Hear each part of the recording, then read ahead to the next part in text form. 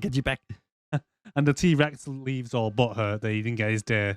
Yeah. And the T-Rex was like, that's not fair. Were you so much bigger than me, Jeff? Ah! I'm like, oh. And welcome back, guys, to another episode of Six and Below. This week, we're on a journey to the Jurassic World with Dominion. I'm Erik. This is Darren. Welcome into Six and Below Review Podcast. You the intro.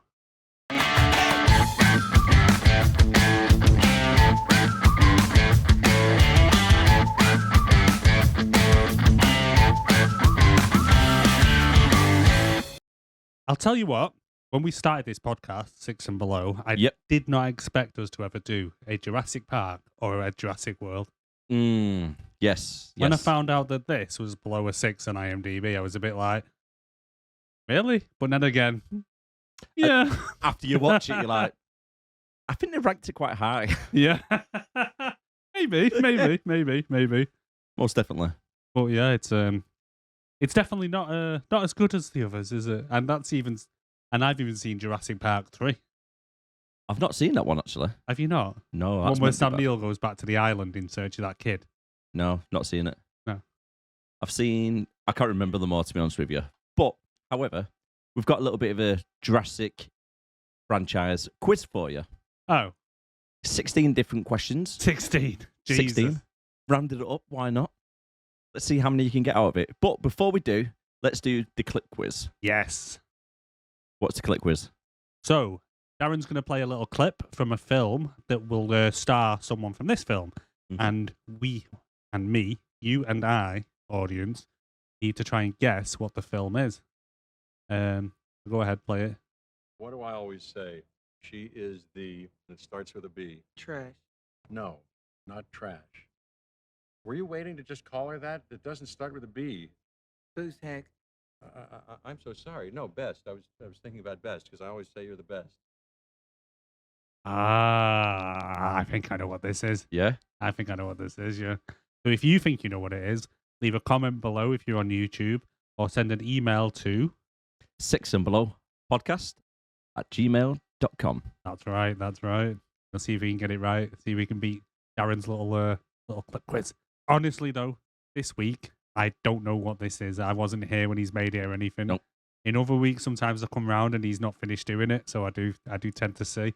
But this week, definitely. Definitely not. Right, so what's this quiz you've got for me? Right then. The quiz. Play along at home. If you're listening on Spotify. Oh, we're on iTunes as well now, aren't we? Yep. We're everywhere. Everywhere you get your Amazon podcast, Spotify. Yep. Apple.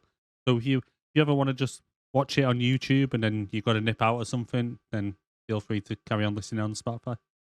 Okay. Sorry, nice and easy one to start off with. Go on. Okay. So, this question is worth 6 points possible. Oh, right, okay. Okay. So, it's pretty much the first 6 questions. There's been a total of 6, soon to be 7, Jurassic Park movies in the franchise. Making another one. One coming up next year. Oh, fucking hell. Right, go on. So, number 7 it'll be. So, okay. 6 at the moment. Okay. Can you name them all? Yes. Go on. Jurassic Park. Yep. Jurassic Park The Lost World. Or Lost World Jurassic Park. Yeah. Depends on which way you want to put it. Yeah. Jurassic Park 3. Yep. Jurassic World. Yep. Jurassic World Fallen Kingdom. Yep. And Jurassic World Dominion. Right. Perfect. 6 out of 6 there, mate. Not bad. What year did the first Jurassic Park get released? Oh, it's either 93 or 94. Fuck. 94. 93. 93. Fuck's sake. Right. Not too bad so far, you know. What character or actor has starred in the most of the Jurassic Park franchise? Starred in the most. Let's see, we had Jeff Goldblum in the first one and the second one. And this one. We had Sam Neill in the first one, the third one, and this one. Who starred in the most? Laura Dern's been in 3 of them as well, I think, because she had a little cameo in the third one, I think. Mm-hmm. Oh, character carried? Wouldn't have been Hammond because he died in like the second one. Yep. Oh shit. I'm gonna say Sam Neill. Sam Neill? Sam Neill. No. Go on. Dr. Henry Wu. Oh. Played by B.D. Wong. Oh He's been shit! in I didn't even think of him. I didn't even think of him. Every single one he's been in. Every single one. Yeah. He's a little pussy. Him. Or at least 4 anyway. Pisses me off, that guy. I don't think he was in the third one. On the very first one, Yeah. he's like really, really sub role, but he's still named on the credits as well. Oh yeah, because he's the scientist they speak to when they jump off the ride, isn't he? Yeah. And the egg opens up. Yeah. Oh, nil for that one. Oh Jesus Christ! So far, you got 6. Right. Started off strong, didn't you? Right. Okay. The next lot. These are worth quite a few anyway, so there's a couple of questions there for you. Go on. Can you name the movie from the poster tagline? The what? The movie poster tagline. Oh. So do you remember back in the day when you used to go to the cinema, you used to have the picture of like Jaws, and then it would have like the tagline for the film. So try and name what film it is from the tagline. Oh, right, okay. Okay. Well, I thought you wanted me to guess what the tagline was. No. Oh, right, go on. An adventure 65 million years in the making. The first one. Yes. Jurassic Park. You got that right. The park is gone. The park is gone. Jurassic Park 3. No. Fallen Kingdom. Oh. Park's gone. Got destroyed, didn't it? And that was the tagline? Yeah. The park's gone. The park is gone. Right. Wasn't the park gone on the first one when they called it Jurassic World? Well, you would have thought so. Well, yeah. It's a bit like the Star Wars thing, isn't it? If you actually change the names to the Star Wars from every single one of them, makes more sense what the film is. Yeah, probably, yeah. Like Return of the Jedi should be like number 6 or something instead of the third one. Or Avenger of the Sith or what they are. If you put them in different orders. They were done in different, they were released in different orders. They weren't all releasing. Yeah. Yeah. But like A New Hope, an example, would sound better if it was like one of the other ones. Maybe. I seen someone on TikTok, somebody done it and it actually made sense. I was like, yeah, okay. Oh, right, okay. Yeah. Anyways. Take your word on that. Chaos comes home. Chaos comes home. Chaos. The Lost World. Number 2. No. This one. No. Fuck knows. Chaos Theory. Yeah, but I'm thinking like Jeff Goldblum's character, so like the second one maybe, but you said no. This one, you said no. Chaos Theory. It's the animation one. Oh, you absolute cunt. You know, I only realised that existed today when I went to give this one last watch this morning, and that cartoon is on bloody Netflix, and I'm like, what's this? It's like an animated one, isn't it? Yeah. Really good. I've not seen it. Something has survived. Oh, Jesus. Jurassic Park 3. The Lost World. You got to take your first answer, mate. Sorry. Number 3. It was Lost World. Oh. Right, okay. Okay. Can you name the character played by Richard Attenborough? Nice and easy. Hammond. Oh, what's his first name? Oh, what's his first name? Hammond. I keep thinking Richard Hammond, but that's off Top Gear. What's his fucking name? I'm asking you. Hey? That's what I'm asking you. I know. Hammond. Oh, I can't remember. Something Hammond. Smith Hammond? Something David Hammond. Alan Hammond. Graham Hammond. Daniel Hammond. Do you know what? What profession is there? What profession is it? Yeah. Businessman? I'm throwing you a bone here. What profession? I don't know. Billionaire? CEO? I didn't get a business card from the fucker, otherwise I'd have his name and job title. I would have accepted Dr. Hammond. Dr. Hammond. He wasn't a doctor. That's what his credit is as. A doctor what? Go on, what's his first name? It just says Hammond. Oh, you We don't even know what his first name is. It doesn't say on IMDb for it. It's just credit as Hammond. Hammond. I want that point then. You can give me that point, Hammond. Go on, I'll give it you. I'll give it you. I'll throw you a bone, mate. I'll throw you a Jesus bone. Christ, what's his profession? What? Yeah, the doctor. Well, not all people with doctors in front of the name are doctors.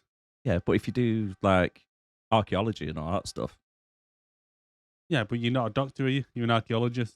You've just got a doctorate in it. you get a title. Right? I don't decide it. I don't decide what. All right, names. okay. Go on. What was the island called that Jurassic Park was situated on? Isla Nublar. Yes, I was going to say it's a multiple choice, Oh. but you got it. Well done, mate. Multiple choice again. Okay. Okay. How did filmmakers, the famous scene with the glass of water ripples as T-Rex approaches, yeah?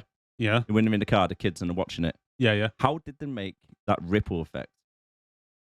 A crew member was banging their fist on the table. Right. Yep. B, a vibrating plate. Right. C, CGI. Or D, a guitar string. I'm going to say keep it simple and banging on the table. Is that what you're going with? But the fact that you mentioned a guitar string out of nowhere makes me wonder. Could be any of them.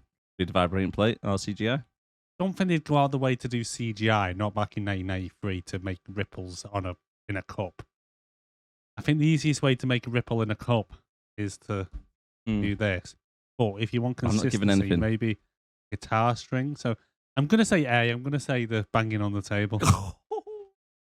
What is it? Guitar string. Oh, fuck off.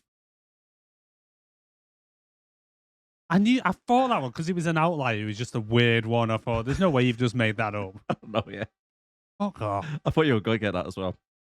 On the first Jurassic Park, multiple choice again. How many minutes of screen time are the dinosaurs on screen? Oh, go on. A, 9 minutes. B, 15 minutes. C, 32 minutes. Or D, 43 minutes. 9 minutes. 15 minutes. Oh, I knew it was only small. Right. 9 points. Out of I think it was 16 in total. Jesus. That was terrible. I'm sorry. Let us know below. What did you get? Leave us a comment. Not bad little quiz, that is it? No, that was good. I enjoyed All that. right. I enjoyed that. Right. Oh, 10 minutes of research. Yeah. Hey, some of them though, I was so close. I just fucking. I'm angry at myself now. You taught yourself out of it as well. I did, especially the guitar string one. I mean, the fact that you mentioned the guitar string, I should have known.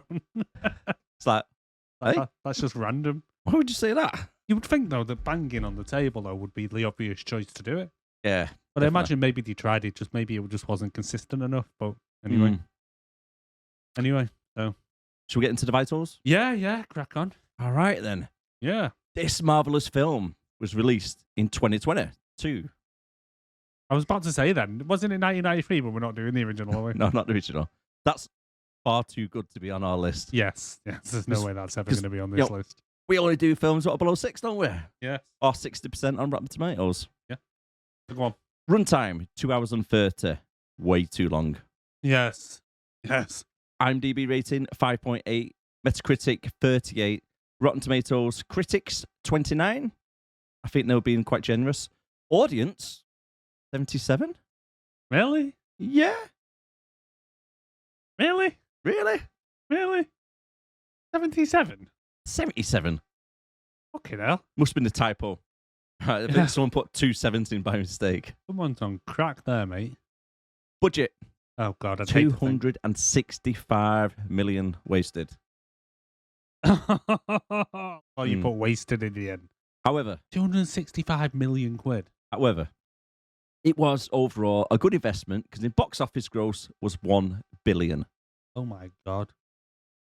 People like dinosaurs. People do like dinosaurs. The thing is, I think a lot of this was just gimmicky, though, because they were bringing back the original cast. I think that's all it was. Like, I remember I wasn't asked about Fallen Kingdom. I thought Fallen Kingdom was a shite film. Which was like the theme park one, isn't it? That's the one where they kind of, I think they spend most of the time in the basement of some house with dinosaurs. The second one with... Yeah. The second one in the new Darwin. series, so it'd be maybe the fifth one. Yeah. 5th one in overall, and that one was terrible. And when I seen that like Alan Grant and everyone and blah blah blah, Laura Dern and all that shit were coming back for this one, I was tempted to actually go and spend some actual money at the cinema for a change. And then I thought better of myself and didn't. Well, the thing is, the first two at least, well, the first one anyway, is amazing, right? Second one's a bit meh. But you got the cast of the really good first one, and then you got the cast of the new franchise, like start of part of it. And that done really well. I thought it was okay. I didn't mind the theme park one. No, when it got destroyed. Jurassic World, yeah. I like that they brought it back. It was a bit of a nostalgia trip, a bit. Yeah. So you got Jurassic World, Jurassic Park, two good films, and you put the cast together thinking, on paper, it'll be a really, really good film. But it just didn't have the script writers. No, the problem is there was just too much going on because you're trying to give too much screen time to each person. And because you mix the two casts up, you're trying, it's almost like you're trying to be nostalgic to the original because you've got the original cast and you're doing like the odd throwback to the original films. Yep. And what have you. And then obviously you're trying to run a story along, but at the same time, you've got so many stories going on within the film, and as well as trying to almost conclude everything from this new trilogy. There's just so much going on, and I think that's why it's stretched to 2.5 hours, which I must say I spent over 5 hours of my life over the last week or so watching this film. Yeah. And I just think they either should have split it into 2 films, maybe, if they're going to do a wrap-up, and made it better and focused on actual more content and new characters that they have brought in. Maybe give them a bit more of a background rather than just saying, here's a new character, love them. Do you know what I mean? So it's or make this film, dare I say, longer, but to fill in some of the crap. Personally, but I don't think there was anything that's going to salvage this film.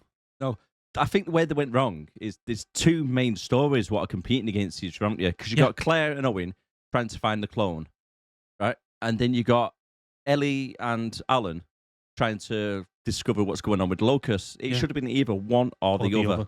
Yeah.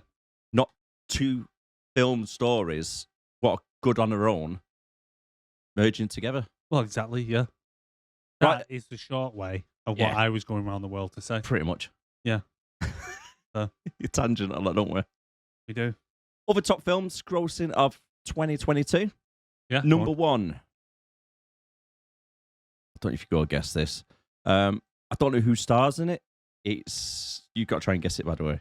Oh, is it going to be like a Chinese film or something? Or Oh, actually, no, it's a James Gunn film. James Gunn, Guardians of the Galaxy. No, I think I actually got wrong director. James Cameron. Oh, Avatar, Way of the Water. Yeah. And the second one, that was 2.3 billion, by the way. Jesus. I've not seen it yet. I really want to see it, but I keep forgetting to watch it. Mate, it's like 12 hours long. Yeah, and it's meant to be good, though. Yeah. Did you enjoy the first one? Yeah. You'll probably like this one. Yeah, I did like it. To be honest, I don't get the hype around it all. Good in 3D. I enjoyed Avatar in 3D when I went to watch it because I think it was the first film I went to see that was in 3D, and I thought it was amazing. Yeah, the 3D. The film itself, I was a bit like, yeah.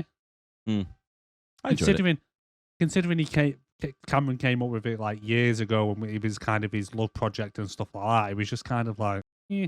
And I think it was kind of when South Park kind of took the piss out of it as well. Do you see that one? Dances with Smurfs, whoever it is. Not seen that one.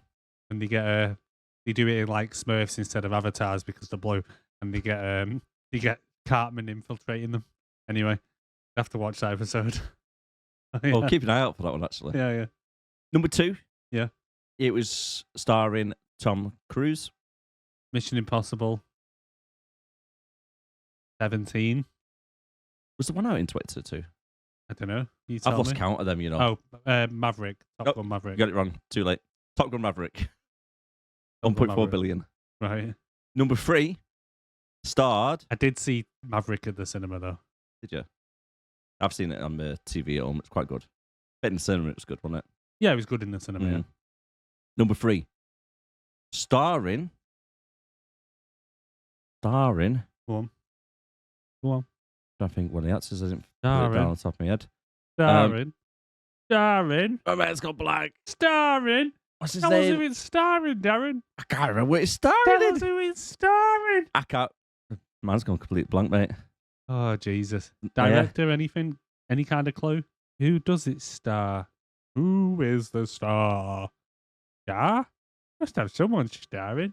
Come on, starer. Give us a starer. Starring Starring. Chris Pratt. We're doing Jurassic Park Dominion, and you couldn't remember Chris Pratt. Yeah. I had in my head Owen. What was his name? It's not Owen, is it? I was like, shit, what's his name? Oh my God. Yeah, starring Chris Pratt, number Guardians 3. of the Galaxy, Volume 3. No, Jurassic Park, something. Jurassic World Dominion. This is number 3. Yeah. Fuck's sake. And I forgot the main characters.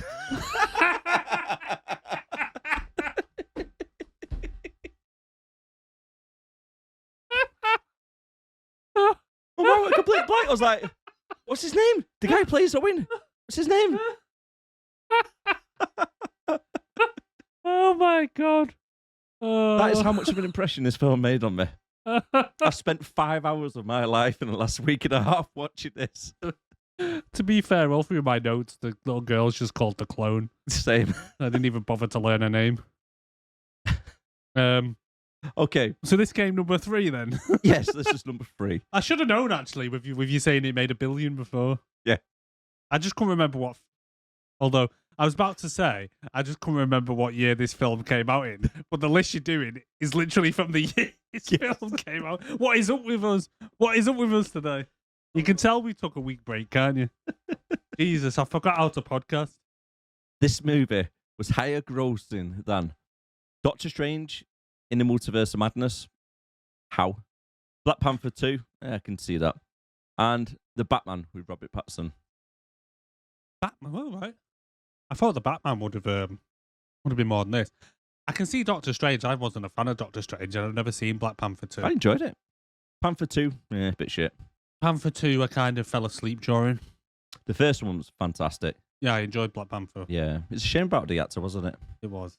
It was. Yeah, I think it that's was. half the reason I wasn't really interested in watching this second one, because I was kind of like, well, he's gone. What are they going to do with it? Knowing Disney, they're going to ruin it. Yeah, it's not go down that road. Yeah. Right. Director written who it stars? Yeah, so this was directed by a chap called Colin Trevorrow. He's known for directing Jurassic World and a film called Safety Not Guaranteed. I don't know if you've ever seen that one. No. Good film. You should check it out. The writers were Emily Carmichael. It had 3 writers. Emily Carmichael. The only thing I could see that I recognised that she had written before was Pacific Rim Uprising. You ever seen any of them Pacific Rim films? No. I've seen the first one. And that's all I'll say about that. The second writer was the same director, Colin Trevorrow. Now, writing-wise, he may not have directed much, but he's done each of the Jurassic World. He's had a hand in writing of them.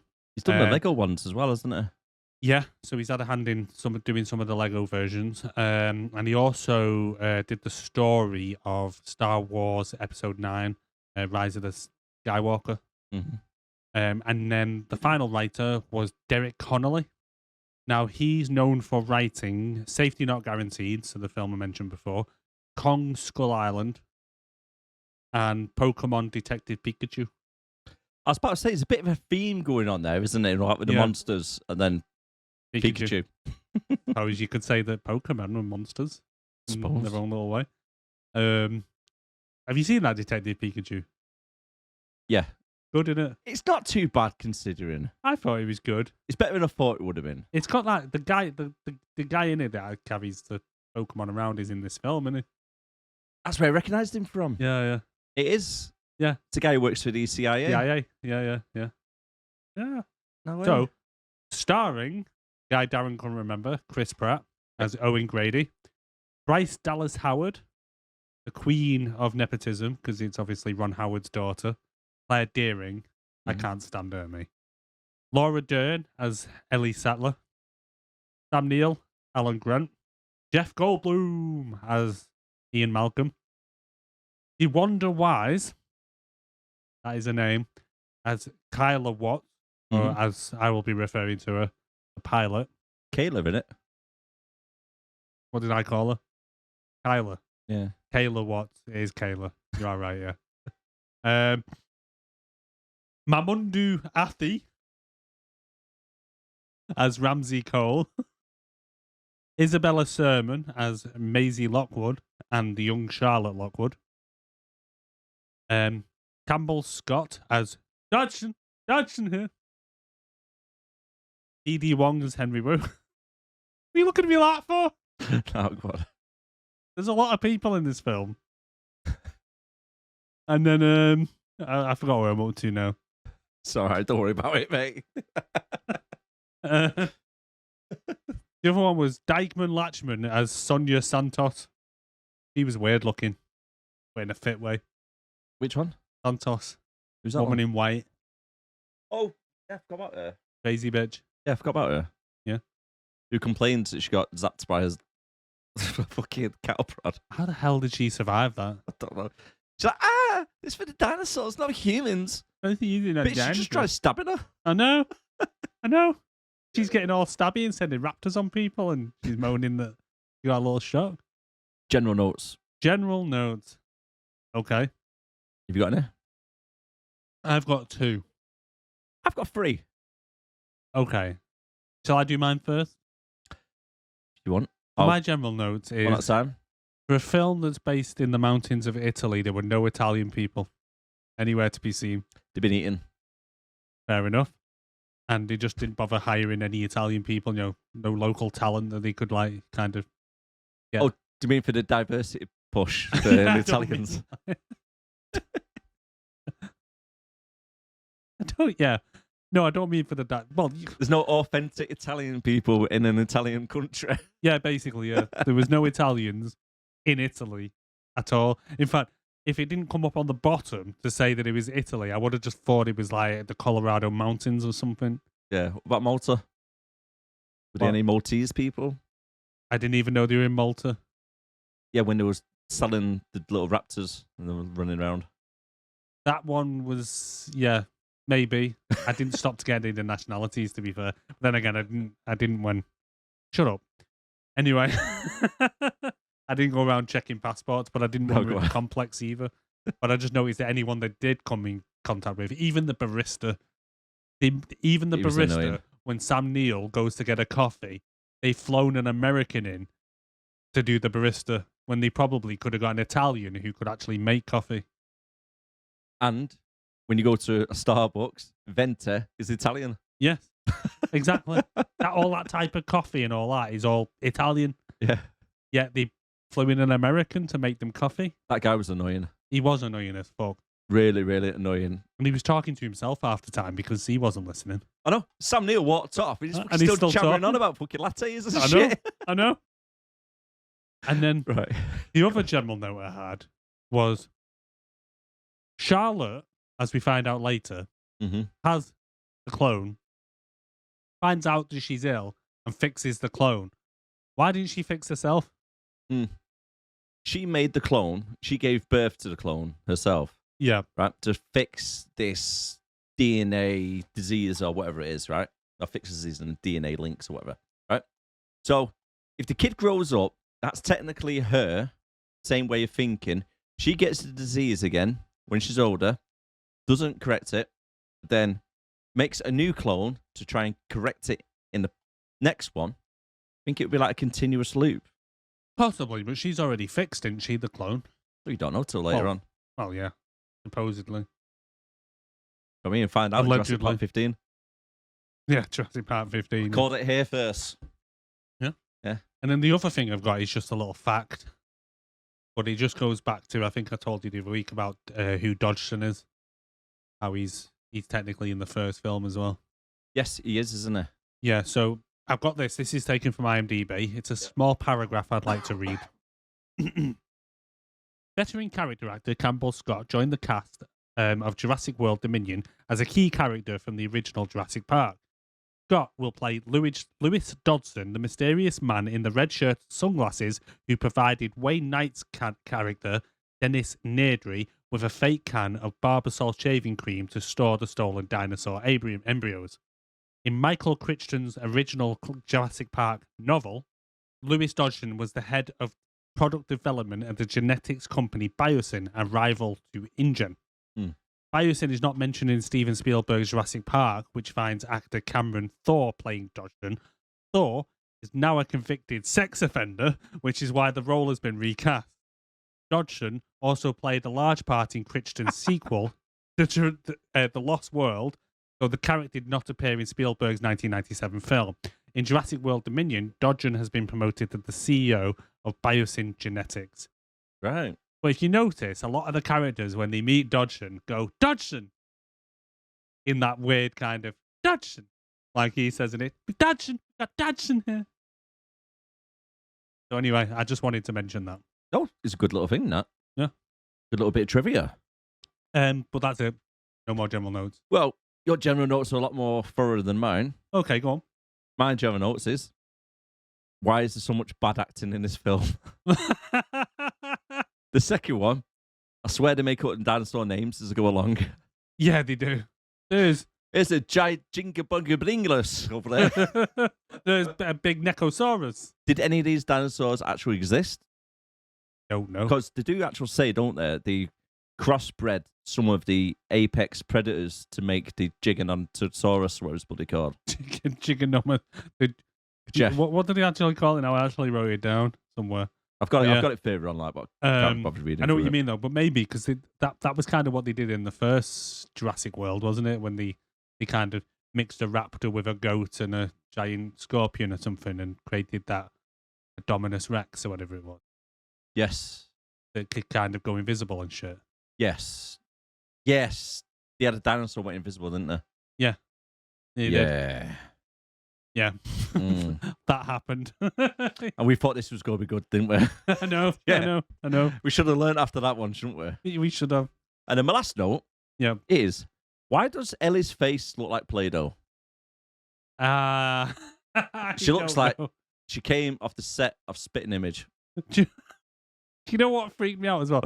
She does have a really weird face, but in that photo that they keep showing, where it's with her mum or something like that, why does her mum look like Michael Jackson? Why does it look like she's with a photo of Michael Jackson, with Michael Jackson in drag? But yeah, the way she's just like... But yeah, she does look like Play-Doh. Yeah. Spitting Image. She does. Potty face. It's the brows as well. Got big brows. I think she's had like dodgy surgery or something, because them cheeks look like... Yeah, they don't look right. Like Bull Selector face, isn't it?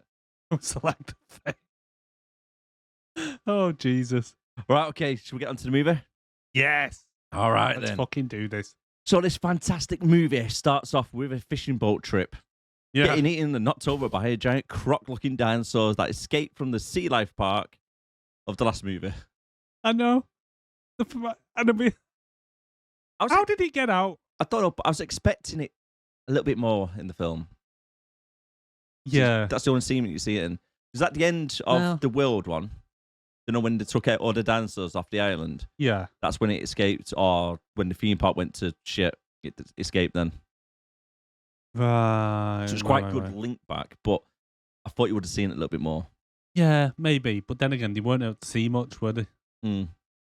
So, but yeah, then we get like kind of like an expo dump, which is kind of like a news kind of segment where they're going on about dinosaurs in our world and all shit like that, right? She was annoying. I mean, yeah, but were there really that many dinosaurs in the park anyway? No, but I think it's not been bred. that long for them to all breed and kind of get that big. Do they? How quick does it take the dinosaurs to get big?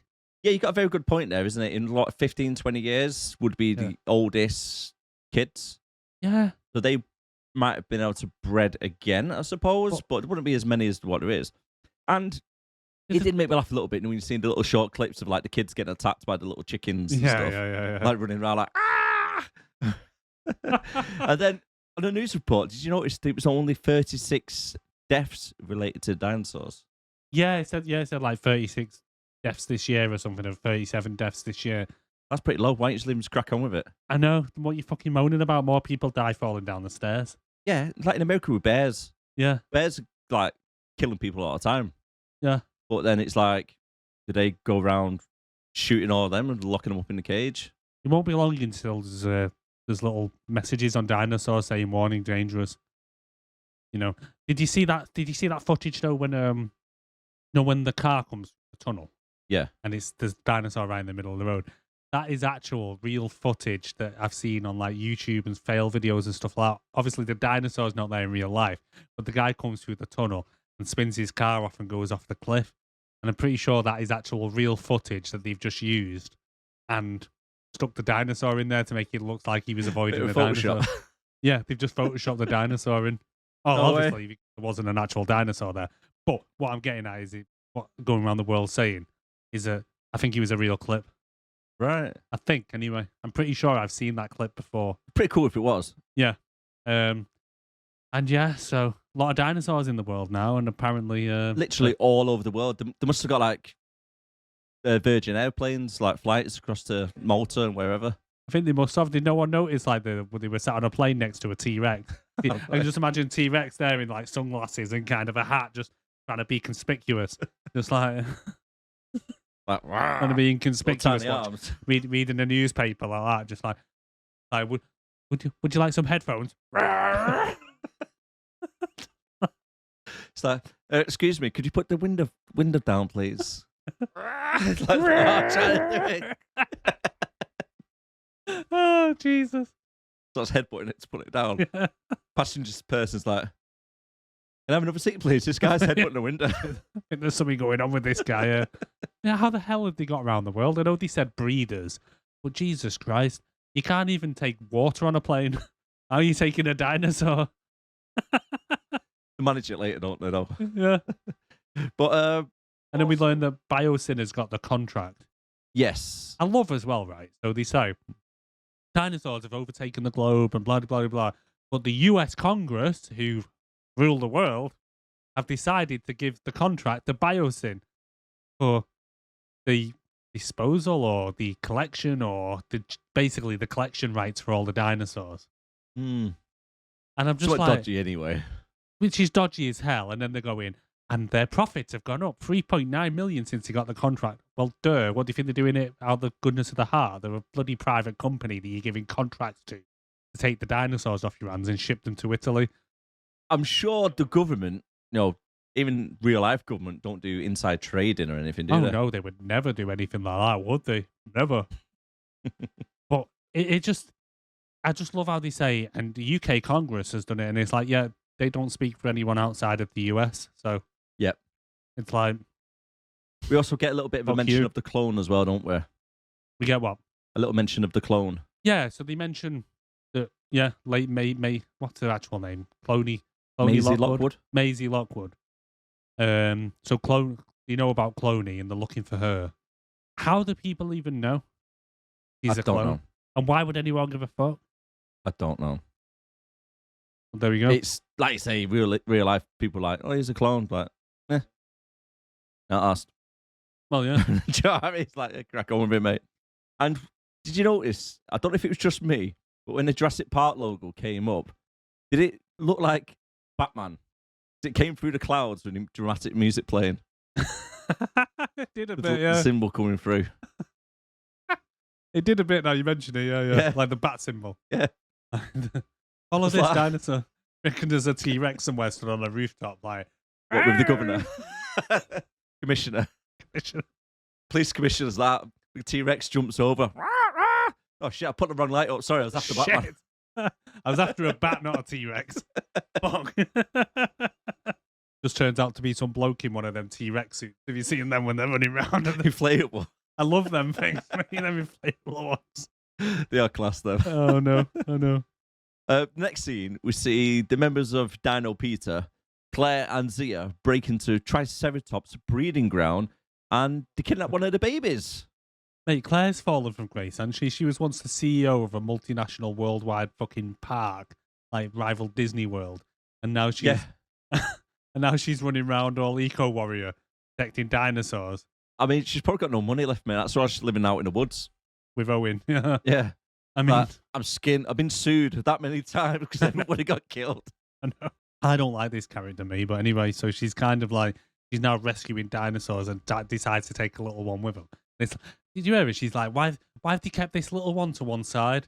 Probably for a reason. Probably for a very good reason. Maybe it's got like dinosaur AIDS or something. That's what I put. It's probably got like a fucking deadly virus or something. Yeah. And there you go. 28 days later, that's how that starts off. Exactly. And you're like that. It's fucking fingering its nose and licking it. Ooh, it wouldn't surprise me in the next Jurassic Park. It'd be good if they'd done like a link to that dinosaur. Instead of like everything that's been going on in the other parks, yeah. they've done a spin on it of that little dinosaur that they saved. It put there, and then it was a virus. Because we see that little dinosaur later on. Oh, it's yeah. the one that Ellie kind of starts fingering when they're at the airport, isn't it? Yeah, because they took it from one cage and stuck it into another cage. Yeah. That's it. It spread dinosaur AIDS. Great way of saving the dino. Yeah. I mean, them dinos are fucking nuts because some go invisible, some somehow like mutate and give birth to themselves. I mean, some change sex species in the first, like sex genders in the first one. Yes. Soon you'll have what, male, female, non-binaries. They'll just start working their way through them all, Zers and all sorts. Jesus. I think they definitely will do, mate. They will. They'll go through all 17,000 genders. Their escape plan, start running off with this dinosaur in a cage, and for some reason that guy decides to just back his van through the gate and set all the alarms off. Yeah, it's like, well played, mate. Yeah, it's like, and he opens the back door and he's like, no. And it's like, what do you mean, no to us? You just ran through the gate. 30 seconds later, mate, it's in the back of the boot, isn't it? And they're driving through a bloody herd of them. Oh, I know. It looked pretty cool, though, didn't it? Seeing all the adult Triceratops, like, smashing into the other vans. They're very lucky that they didn't hit their van, though. Oh, well, the plot wouldn't exist, would it, if they did? Well, no. It would have been film over, wouldn't it? That's what I mean. He popped up like... Hey, I'm Mark Wahlberg. You guys know me. Yeah, went out. But yeah, and then they finally pull over. Yep. And the team are like, you know what, love? We've had enough. You're too ginger for us. We're off. You go back to that weird relationship you got with Owen. Yeah, out in the woods. Yeah. The cabin in the woods with the clone. Yeah, the clone in the woods. And then the next scene, mate. Oh my God, it gets better and better, doesn't it? Because we now see her partner, Owen, the dino whisperer, is now a cowboy herding dinosaurs in the Midwest. Well, that's it. I put, is Owen now a dino boy? Yeehaw. Because he's not a cowboy. And there is no chance, right? A human being riding on a horse be able to lasso a dinosaur and then hold it by himself. Yeah. That thing must weigh about 8 tons.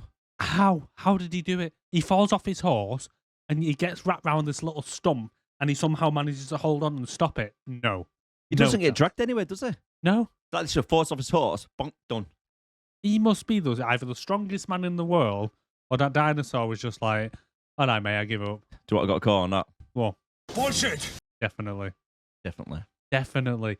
Because I was thinking, and then he does his little hand thing, doesn't he?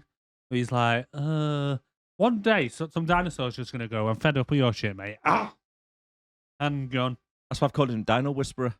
He just sticks his hands out. Whatever dinosaur it is, T-Rex or anything, later on he goes...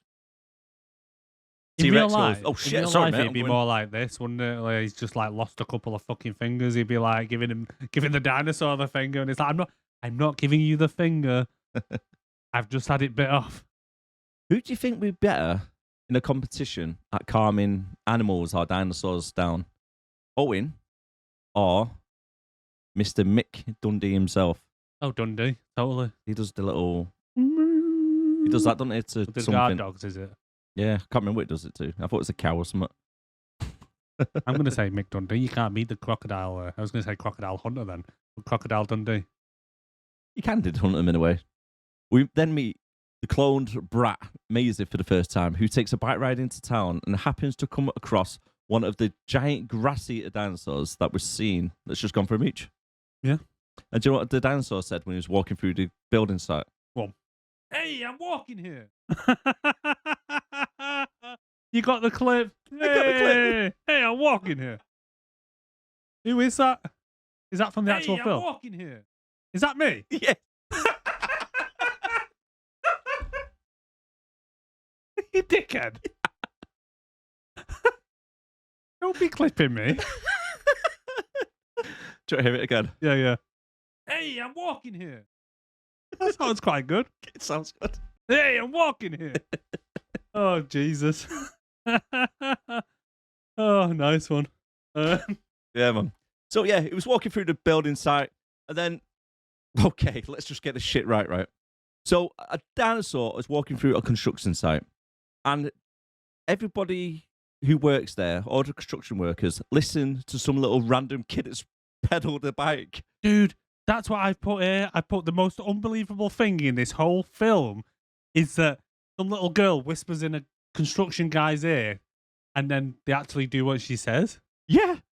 It'd be like, fuck off. God damn, what kid? Who are you? I've literally written here the most unbelievable thing out of a film full of dinosaurs in the world is the fact that they listened to the little girl.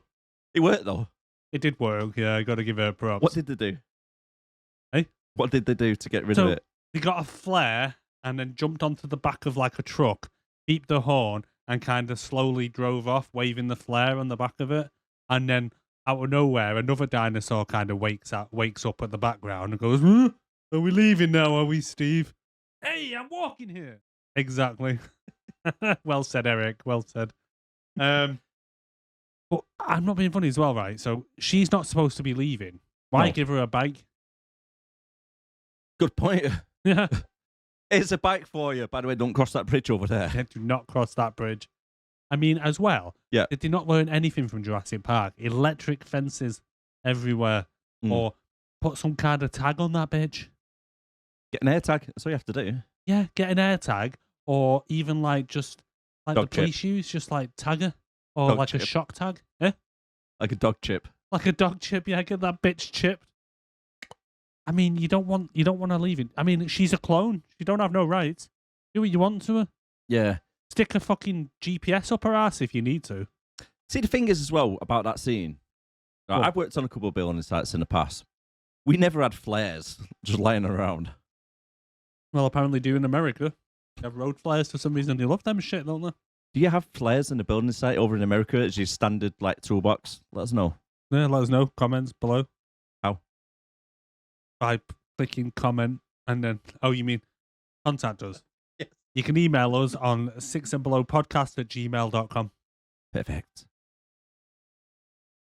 And just talking about the girl. Yeah. Right. They said that she can't go into town, as you mentioned, and he's bad. Everybody's looking for her. Yeah. Why don't they try and disguise her? Like dye her hair, put some glasses on, make her blend in with town folk with a different name. Give her some like hormones that change her gender. So let's be honest with you, right? If the Cullen family have been doing it for 600 years, yes, I'm sure a clone can blend into a little suburb town. Well, exactly. Yeah, just literally fuck her face up enough that no one recognises her. Yeah. I mean, like I said before, she's a clone. She's got no rights. I mean, like you say, cut her hair, shave her eyebrows off, give her a nose piercing, tattoo her face, do something. Do something. She literally looks like the same bitch that she came from. Yeah. And you know, why does she have a photo album as well? We'll get into that in a bit, but that was a bit weird. It is a bit random.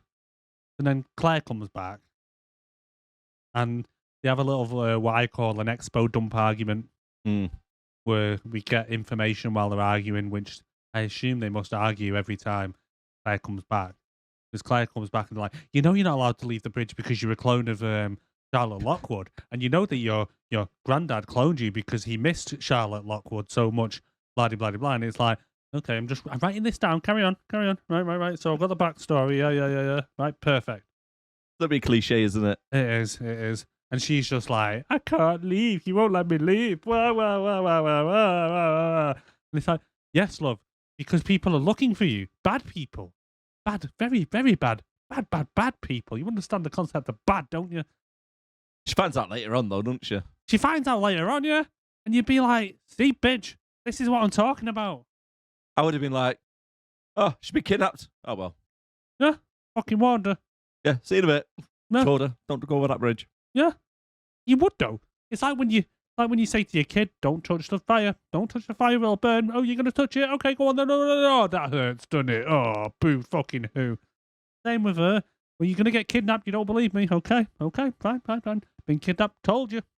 Told you. That would be me. I'd be ringing up. The kidnappers would ring me and go, like, we want $1 million. And it'd be like, can I just speak to her? They put her on the phone. And they'd go, I fucking told you. Next time, maybe you listen to me, bitch. I ain't paying no ransom. I ain't got £1 million. Boom. I ain't gonna get you on insurance either because you're not a real human. Exactly. You ain't got no rights. You should have let me put that tracker up your ass. I would know exactly where you are now. Another one as well. Blue the Raptor. Oh, yeah. How is that living literally 200 yards from the house on an old school bus? Nobody knew it was there, but yeah, it escaped the island from when it was last. I don't know, because didn't Blue like team up with like something at one point? Like that weird dinosaur. Oh, that was in the first Jurassic World, wasn't it? How did he even end up with Owen? I don't know. This is what I mean. There's no... Because I'm assuming Owen's kind of put it there, but you really wouldn't want to be living in a cabin in the middle of nowhere knowing there's a raptor kicking about. No. Maybe exactly if you're Owen and dog. you can do your hand job thing. But if you're Claire or the girl, you'd be like, dude, I don't want that raptor running around. Yeah. Can we not just, or Get rid of it or put it somewhere else? It's not Yeah. your problem, dude. It will kill you the first chance it gets. That's it. And now it's actually got a baby now, hasn't it? Little Yeah. baby Blue. Fucked itself. Fucked Literally. itself, literally. Fucked itself and had little, what did he call it? Beta. Yeah, beta. Beta. Yeah, Hey, beta. beta. Jesus. So yeah, so the raptor's got a little bit. How cute is that little baby though? That little baby raptor. Some scenes it was. You know what it reminded me of? Fraggle Rock. Crackle Rock. Fraggle Rock. Crackle Rock. Oh, I was gonna say. That's what it was like on some of the scenes. I was gonna say. Proper startled. You know, when it startles, it goes... fucks off. It's like, what the fuck's just happened then? I was gonna say. It reminded me of Yoshi out of Super Mario. No, it looked more like a dinosaur, this one. Oh Jesus. Yoshi out of Super Mario. Jesus Christ, what was that? That was. I don't know, but yeah, I suppose. But he's teaching it to hunt in it, and like, I love that when it's like he's sneaking up on the rabbit, and then a wolf jumps out, fucking kills the rabbit. Perfect timing. You think the baby raptor was more pissed off that it killed the bunny, or because he's kind of like, get off my friend, that's my friend. So they run after the wolf, don't they? Try and get that one. But you hear it, you hear the raptor doing its shit in the bushes and stuff. I'm not doing that shit. That came out wrong. You don't hear it doing it. It's like, Constipated. that's my impression of a constipated raptor. That was mine. You heard it here first. Well, you hear it in the distance when Maisie's like just chopping wood. Yeah, so you hear it then, and then you hear it when it takes down that wolf, and like Owen's fixing his bike. Like, does Maisie, do they actually know it's there? Because they look surprised when they hear it. I don't know, but it was peeping on Maisie, wasn't it? The raptor Yeah. was peeping. It was a peeping Tom. Quite a bit, mate. It's a little bit weird, really, isn't it? It was. But they must know it's there because, like you say, Maisie hears it. And, it just kind of... I can't do an impression of the raptor. But she definitely hears it, so she must know it's there. Yeah, because they both look up, don't they? What the fuck was that? Surely Owen said at some point, like, don't go across the bridge and don't go in the woods. If you come across a school bus, run. There's raptors in them woods. That's going to help, innit? The fact that he fucks off, though, how irresponsible is that? That he's leaving what is technically his missus and his kid because he's kind of raising this clone. Yeah. In the cabin in the middle of nowhere with a loose raptor running around, and he's the only one that can control it, and he's fucking off for like weeks at a time. Stop. The clone was on her own. Yeah. He was gone. Claire was gone. Yeah. No wonder she wanted to cross the bridge because she knows there's raptors and shit running around. That's a good point. I wouldn't leave a fucking feral rabbit running around. I would. And I'd even be shit scared that there's fucking wolves in them fucking woods as well. Yeah, Wolves true. are vicious bastards. They hunt in packs. Yep. They're basically like real life version of the raptors. and they've got them running around. And yet, what defences have they got? None. It's the perfect place to live. Oh, it sounds amazing. And it's snowy. I mean, fucking hell. Well, it's snowing, isn't it? It's really cold, but you don't see the cold breath. Well, no, you don't. No, good point. You don't. You know. Okay, the next scene now, it just gets even more ridiculous, this film, as we go on. It really does. So we get a farm in the middle of nowhere, which is overrun by giant locusts, and it looks like something straight out of the Bible, doesn't it? Yeah. And then the kids get chased by the big swarm. They lock themselves in a barn, and it's like, was the kids' plan just to scream and deafen the cockroach? I just hoped. She had a spade in her hand. Cockroaches on the floor, instead of like smashing it with a spade, like going, ah! Locusts. Yeah. Ah! Hey, them things were scary. Them scarier than dinosaurs, that. Yeah, it would be a bit freaky. I'd rather be chased by a raptor than a swarm of them. And did they actually hurt anyone? Because all I could tell is kind of they maybe just nip a little bit. Why would something that just wants to eat the corn start chasing a bunch of kids? It wouldn't. Exactly. No. Why would it swarm them? It ain't gonna. They don't actually hurt anybody. There's no death count from them. No. They're just destroying. And how do you... I mean, and then... Dollface makes an appearance after doing a few scenes of spitting image. And the Mexican woman at the farm is a goddamn awful actress. She Who are fucking you calling Doughface? Dollface, yeah. Who? Ellie. Play Dollface. Play-Doh face. Yeah. Do you know... Before, when you said it, I thought you were talking about the clone. No. I see it now. Right, so I know what you mean now by putty face. So I thought, like I said, I thought you were talking about that young girl for some reason before. No. Proper bow selector Ellie. She does a bit though, yeah. But yeah, so she arrives to check out the farm, and like she looks over and she's like, "Who's is that farm over there that's got green crops?" And they're like, "Oh, they use Biosyn seeds." I wonder who might be behind this. I mean, how is no one else in the world kind of talking about this? I mean, it's on the CIA's radar because they mention it later on when we see that guy at the CIA. And no one seems to notice that, you know, the company that's collected all the dinosaurs, that's a biosynthetic company, you know, can do all this genetic shit. They're releasing seeds that are being attached by the locusts. Yep. I mean... And how does she know what seeds the neighbours are using? Well, yeah. I think it's like just topic of conversation with farmers. Yeah. What seeds are you going to use this year? Well, I'm going to use Biosyn. I use organic. Yeah, I use my own. I shut these out last week. Like, of course you're going to think it's fucking Biosyn. Why do you need to go to the island? Or not the island, it's not an island this time, is it? Why do you need to go to the Italian mountains to get evidence of this? When anyone in the right fucking mind are going to know that giant locusts from the prehistoric period, genetically modified, don't eat Biosyn seeds. You don't have to be a fucking rocket science. Let's put two and two together. Yeah. That's it. And then we're in Utah then, aren't we? Yeah, so Ellie goes to visit Alan, who is now living homeless in a tent. Yeah, so going to Alan Grant's bone pit. Yeah. Do you think he's related to Daisy? Maybe. They both got bone pits, haven't they? Yeah, that's it. Digging up Daisy's mum. Yeah, we're just referring to the Super Mario Brothers one. Yeah, because Daisy's got a bone pit. It's a bit wet, doesn't it? Yeah, get a bit moist down there. Gushing. Here's one for you. Did you notice in Alan's tent there was an amber rock from the original film? Oh, no, I didn't know. Yeah. It was on the side. With the mozzie in? Yeah. Oh, no way. Looked pretty cool. That guy, when he... so Alan's like doing some like little class in the bone pit for some reason, like people. And that guy comes over and goes, "Hey, Alan, you're going to want to come and see this." Such a cliche that in films, isn't it? Yeah, all the time. You want to go and come and see this cliche? Like, so, and then he hasn't changed at all. No, still the same. Living homeless in a tent. Yeah. Did you notice as well?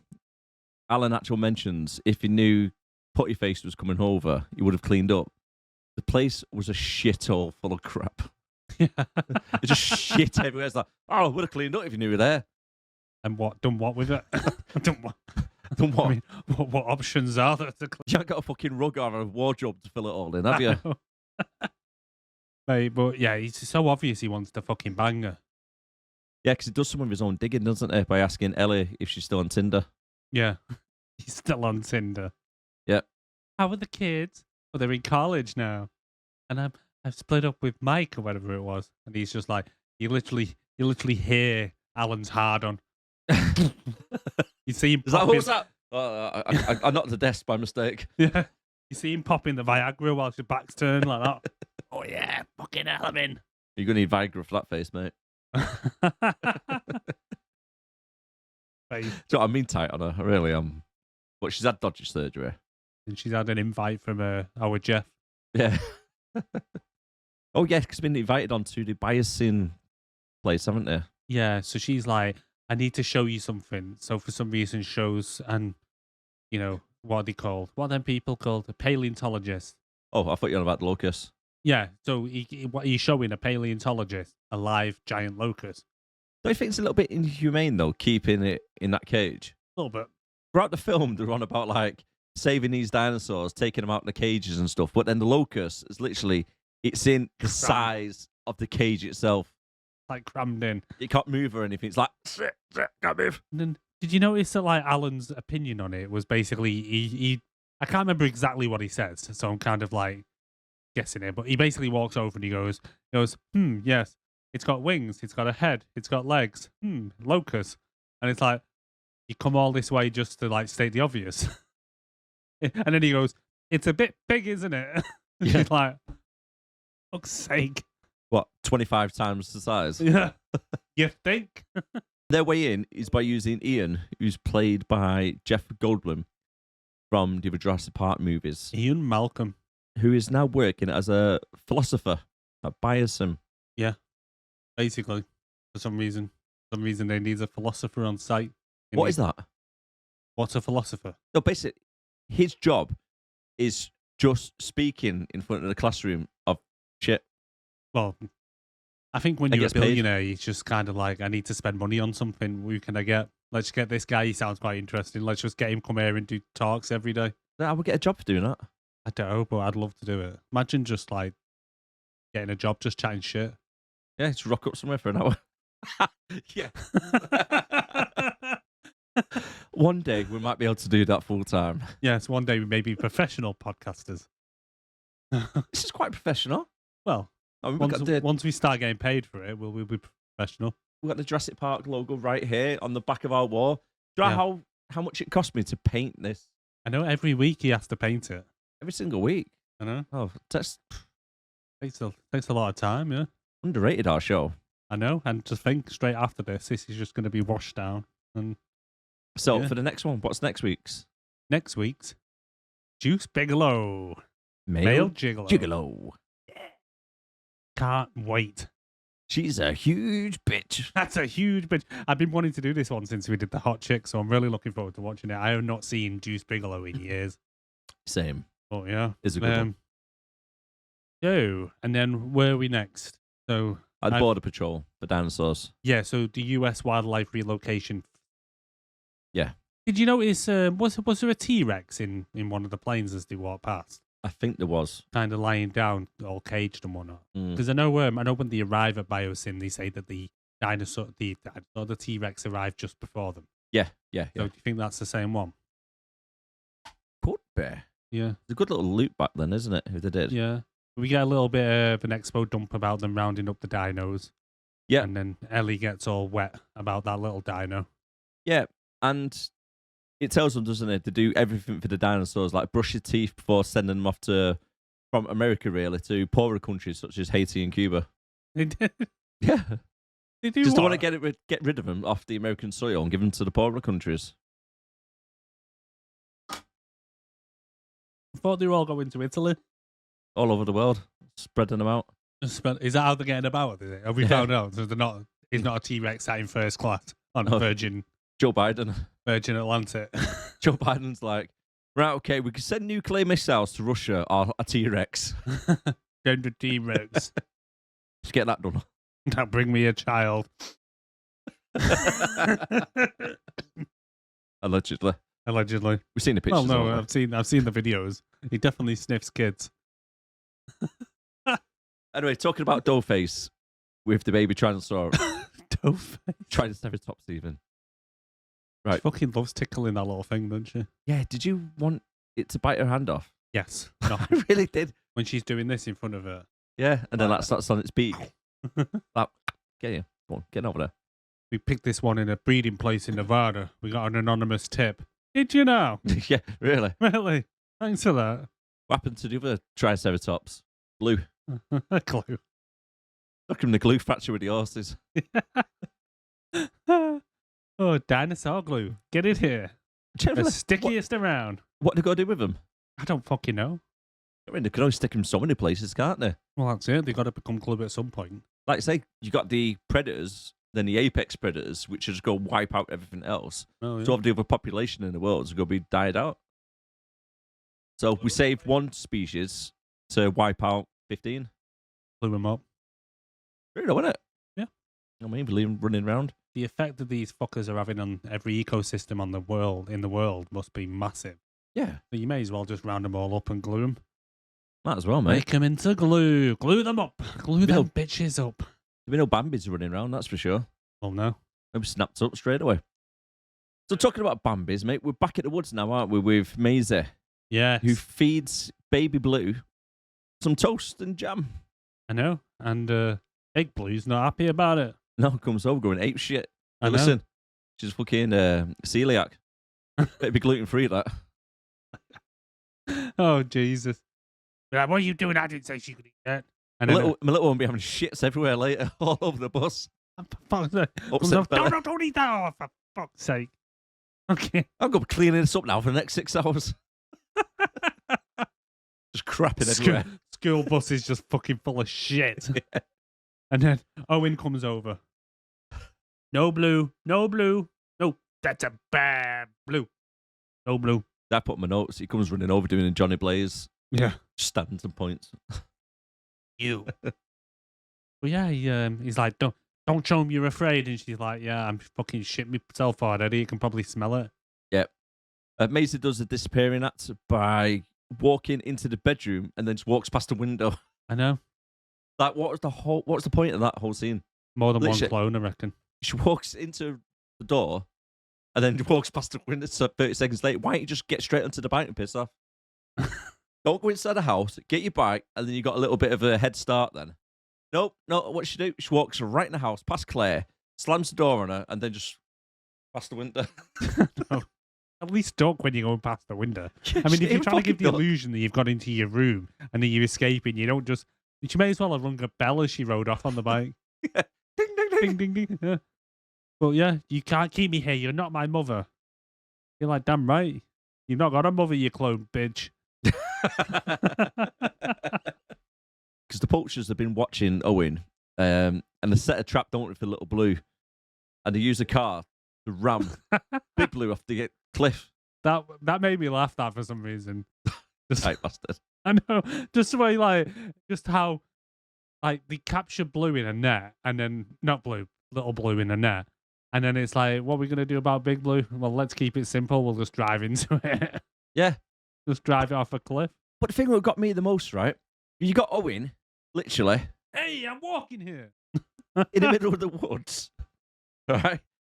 He's like, how oblivious is he to his surroundings? 20 yards away, the little raptor's just been kidnapped, and then Big Blue just been twatted by the car. He's like, oh, what are you doing over here? Starts running over towards them. He's proper, like, oblivious to everything around him. And then he runs over, and Owen and the poachers share like a little bit of an intermittent moment, don't they? As they give each other love eyes as the poacher drives away. Yeah. And then start shooting at him. He's like, oh shit, he's the bad guy. I'll shoot at him. Technically, who is the bad guy in this? I mean, were they rescuing the clone and little one to get him away from the poacher, who is Owen? well, I was thinking that before when, you know, like when he's being his little cowboy self, his dino boy, and he's catching Poaching. whatever them things are. He's basically poaching then, isn't he? Yeah. Because you see the poachers later on, and the poachers are getting pissed off that he's poaching. Yeah, he doesn't class himself as a poacher, even though that's what he's doing. And not only is he poaching, he's got the best game running around his little village. Not his village, his little house. So he's got a very expensive Velociraptor and Cloney McClone face. Yeah. As well as Baby Blue. Yep. Blue Ivy. That's it. Meanwhile, the poorly talented kid crosses the little forbidden bridge to only be met by a creepy old woman blocking away. Yeah, and this is where Claire kind of shouts over, going, "Fucking soldier! You're on the bridge, you dickhead! Told you not to go on the bridge!" Owen, oblivious to what's going on, looks over, sees the poachers try and get rid of the evidence by throwing the bike over the bridge. I mean, that's just pointless anyway, because you've just been seen by Owen kidnapping the fucking baby raptor. Yeah. I'm sure he's going to put 2 and 2 together. Right? His clone's now gone missing as well. Yeah. Where's the clone gone? I wonder if it has anything to do with them guys that kidnapped Blue's baby. Oh, this bit pisses me off, though. So then Blue comes over and has a full-on hissy fit, like it's Owen's fault. Comes over like, "They took my baby!" And Owen's like, "Yeah, they took our clone too." "Yeah, but they took my baby!" Like, well, we're going to get it back. And it's like, "Ah!" You better. Runs off in a hissy fit. He goes, you better. It's like, "You fucking better." It scurries off. I'm sure that raptor does not know English. Well, no, but it said it with its eyes. You could kind of tell the kind of, it's, you know, I had subtitles on and you can see it. No, what about the raptor understanding what Owen was saying? Oh, I thought you meant my version of No, what happened. I thought you were saying, like, with me doing the yours English is bit. right. Yours is bang on right. Yeah. But yeah. So somehow Wait. now the raptor understands exactly what Owen's saying, because Owen goes, "We're going to get it back." It's like, and he's like, Sound. "Yeah, sound, yeah. You run off now." "Okay, I'm going to." And then he's like, "I'll be at the school bus." Well, when that raptor runs off, like the CGI on it's just fucking ridiculous. I mean, did Blue try to go after them at all? I'm sure, like, it's a full-on predator. It can probably smell them where they've gone. It can't be that far. And how fast them fucking raptors run as well. 60 miles an hour? Yeah. Well, when they want to anyway. We'll find out later. Yeah. All I can think is that they've sat the clone down when they all got there originally. Said, "Right, we've got this cabin. We're calling a family meeting. You've got Blue, you've got the clone, and you've got Claire." He goes, "Right, guys, rules. You two," pointing at the clone and Blue, "are not allowed to cross that bridge. Claire, you can leave, come and go as you want. I'm going to come and go as I want. You two don't eat each other. Don't cross that bridge." The only one that fucking listened was Blue, because Blue does not want to cross that fucking bridge. And what happened? Blue is safe. Yeah, Blue is safe. Blue's not being kidnapped. No, Claire's not ringing up Blue and saying, Blue, fucking told you." And do you know what? They only found baby Blue because of Brat. Yeah. Fucking. That is true. So, yeah. So Franklin is now working for the CIA. Yes. And when he gets a heavy breathing phone call from Claire, is that Father? Marlene, is that you? I should have made love to you when I had the chance. Breathing down. Wearing. CIA Dino Division. Yes. This is where we find out that they know all about the locusts. Yeah. But no one gives a fuck. Because that guy's like, "Oh, dinosaurs. Locusts are taking over Midwest. It's like eating everything. We're going to have no food supply or nothing." And the guy's just like, all right, whatever. You think that would be maybe your priority rather than dinosaur smuggling? Maybe sort out the locusts that no one seems to give a fuck. No, nobody care about it. You're literally going to have no... You even say at one point, what's that old saying? You're only 3 meals away from chaos or something. Something like that, isn't it? Yeah. But then they come right outside his office and he's like, "Where you ringing me from?" outside his building. Yeah. And you're like, "For fuck's sake, why are you here?" How do they know which side of the building he works on? Just look outside the window. We're here. He looks outside. What are you wearing? "Oh, I can see." You think though, like, literally these people now, right? So he's basically a poacher, like you say, and Yep. she's an ex-CEO who's gone off the grid and become basically Yeah. eater for dinosaurs. What resources have these people actually got to be able to do what they're doing? To find out, one, where a CIA base is, two, where he's now working, 3, even what his bloody number is. Yeah. I mean, whatever. There's dinosaurs in this world, and construction men listen to little girls, so yeah, best not to think too much into it. The thing about this bit, though, Franklin actually turns around and tells Owen and Claire that they seem to be good parents. They've had a kid locked away for the last 5 years in a Harry Potter-style cupboard, and now she's been kidnapped. Excellent parenting. Excellent parenting.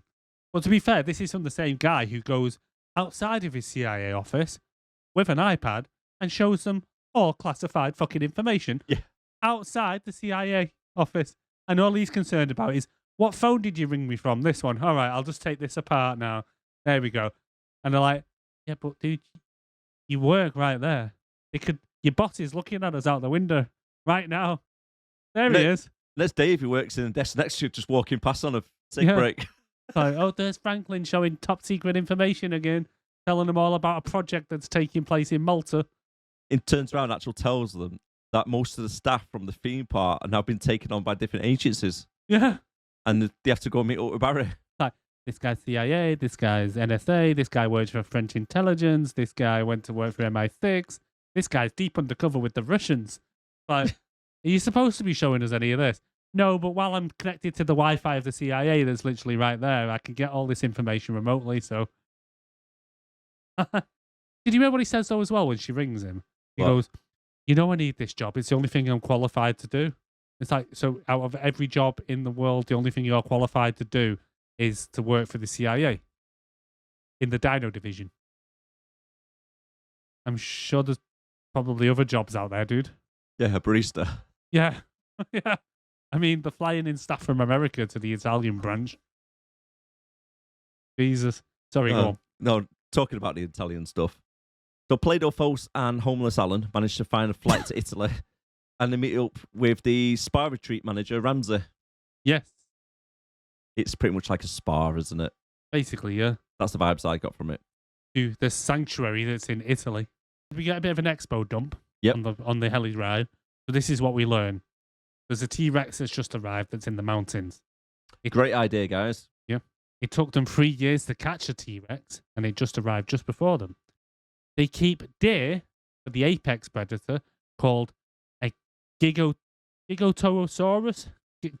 Giganotosaurus. Giganotosaurus. Yeah. They can herd the animals remotely. Yep. To which they ask if implants are cruel. And they say, you know how much voltage was in the electric fences at Jurassic Park? Touché. Yes.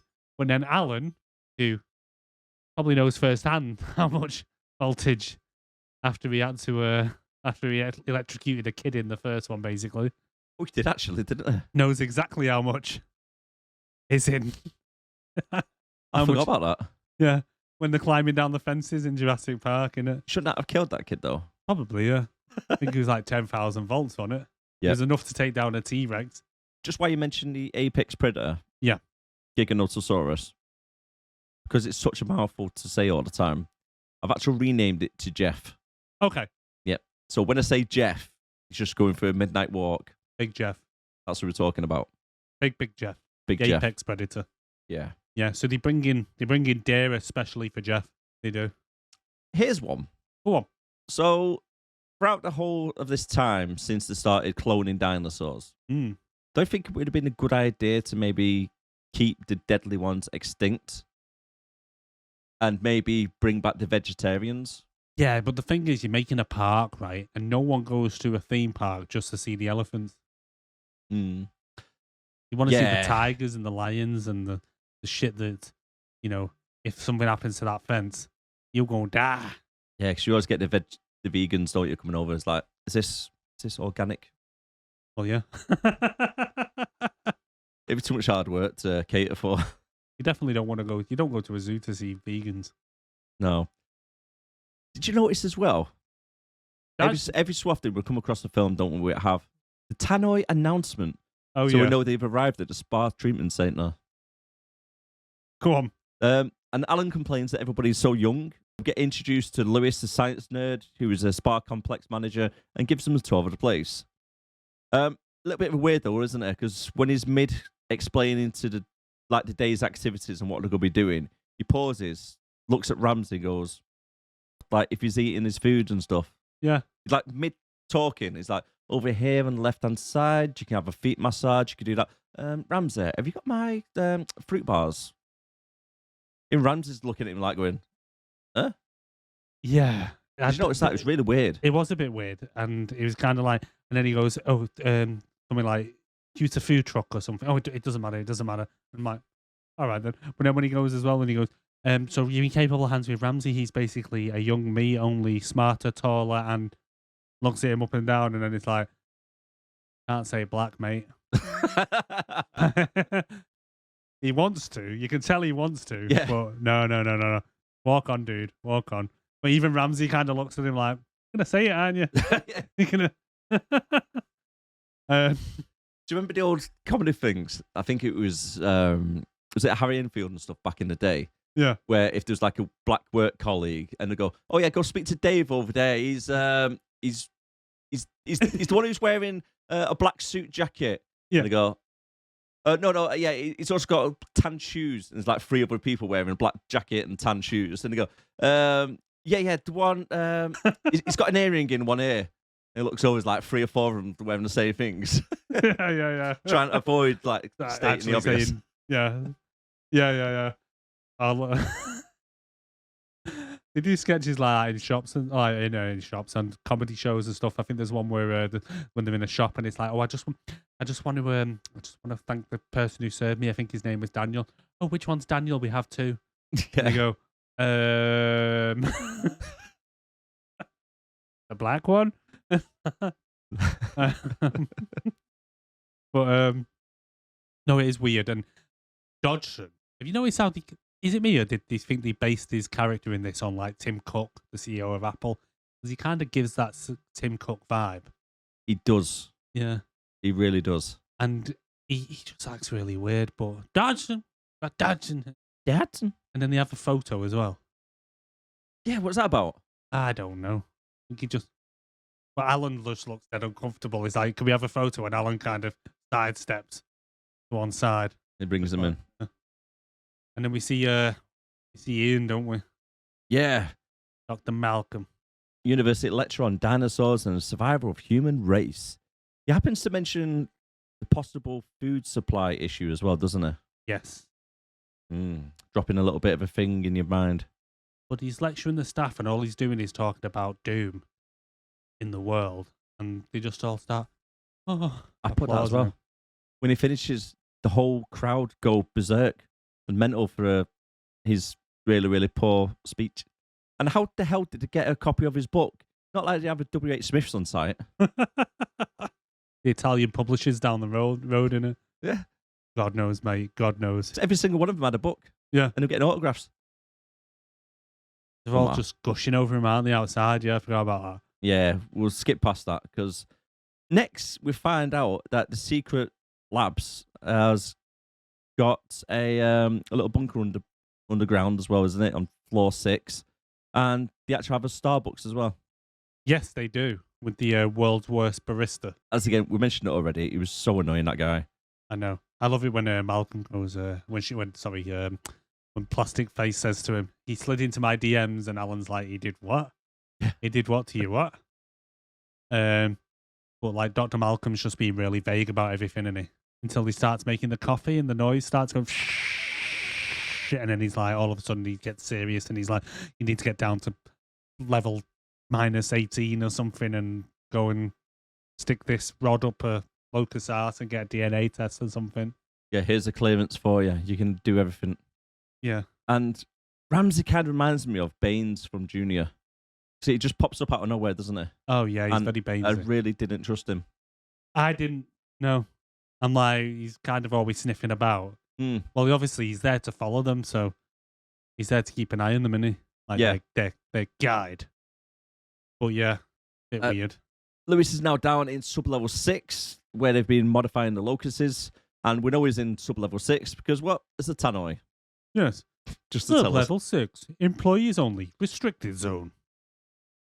Yeah, he actually mentions as well, or we're hearing a voice anyway, saying they're multiplying like crazy and they're not dying, which could cause a global famine. Oh. Who phrased that? Dr. Henry Wu. Yes. Bloody Henry Wu. Is it me, or is he just gets manically depressed on every new, I was going to say episode, but every film? But he's just sat there in his big card. He's just like, what have we done? What have we done, man? Can't believe it. What do we do? Like, Well- dude, stop messing with genetics in every fucking film. You sit there saying, what did we do? What the fuck did we do? I mean, you release these locusts into the world, and it's kind of like he's calling it his mistake. Did you not know what you were doing? Well, they made an invisible dinosaur loose in a park Well, yeah. in the past 2 years earlier. It's like, oh, well, what's going to go wrong this time? You'd think he would learn his fucking lesson by now. But I'll just get a career change. just somehow the only way they can stop these locusts they've released is to somehow need Maisie for some reason, the clone. But so that's when we find out that he's behind, the Dodgson's behind the kidnapping of the clone, because he says, I've managed to secure the clone. I've paid top dollar. And you were right about Blue. Blue did kind of give birth to itself. Mm-hmm. And now it's got a little baby. And the Dodgson just wants control over everything. Yeah. So Louis Satchel speaks to the sex trafficker, doesn't he? And tells him the The sex payload has trafficker. landed. The sex trafficker. She is. I don't think Santos. she's been trafficked for sex, though. But the human trafficking, anyway. You don't Well, know what yeah. happens. Well, I mean, he looks a bit nonsense, Lewis, and he's just purchased a child. okay, say no more. There you go, then. And then we also get to meet the smuggler pilot, Kayla, during the trade-off. She notices the little kid getting smuggled. Yeah, so she's getting 50k for the transport of the Raptor. Yep. And she's like, what's with the kid? And they're like, mind your business. She goes, all right. Again, off by pure chance, Owen and Claire Hey, I'm walking here. happen to be in the same area as the traders in the whole of the world, right? Yep. They happen to be in the same area of the traders, what's going down with the kid and baby Blue. They all meet up in the same city, in the same underground, like, club, fight club type thing, which looks a little bit like Demolition Man, doesn't it? It looks like Demolition Man, and I also put that it looks like a scene from the Mario Brothers movie. Yeah. And they've got like Dino on a stick and all stuff to go for eating it on the barbecue and all that shit. Yeah. Proper look like that. Yeah, I you was got- expecting to get robbed by some fat bird that looked like Lizzo with with fucking jumper boots on or whatever they were called. Jesus Christ. that little old woman. Yeah. You're from around these parts, are you? Throws a fucking raptor at him. But then they talk about an underground market, so they meet up with Barry, and Barry's like, yeah, it's an underground market for dinosaurs, which turns out to be a literal underground market for dinosaurs. The name says it all, doesn't Yeah, it? It's It's like you walk into a Burger King, mate. You're like, hey, wait a minute, don't sell burgers here. What's going on? No, literally, the name is on the tin. yeah. It is that. It's literally that, an underground market for dinos. Essentially. And what happens when they walk into the toilets? Oh, Are who you happens to be there? shitting me? Is that just pure luck that Claire is looking for a girl and a baby dinosaur has been smuggled into the country? And guess what? The smuggling pirate, bloody pilot even, has just took a big dump and they're both like, I'm going to chat in the mirror. She goes, oh my God, you're an American. And even the pilot's like, yeah, that don't make us friends, love. And it's like, finally, some sense. And Yes. And then she just follows her, like, she just, like a lost puppy. Like, did they know that the dinosaur and the clone was actually going to Malta? Don't know. Because all they know is that there's a sting operation taking place for the guy Yep. that he saw kidnap Blue's baby. Right. And that there's a sting operation going down in Malta to try and capture him. So that's why they're there. But for all they know, she's been handed off in America somewhere or something. I think it's just kind of luck that they're in Malta at the same time because they're there to try and capture him to question him about what happened to the girl. But the other thing as well is, why would they let two randomers just walk in and be involved in this sting operation in the first place?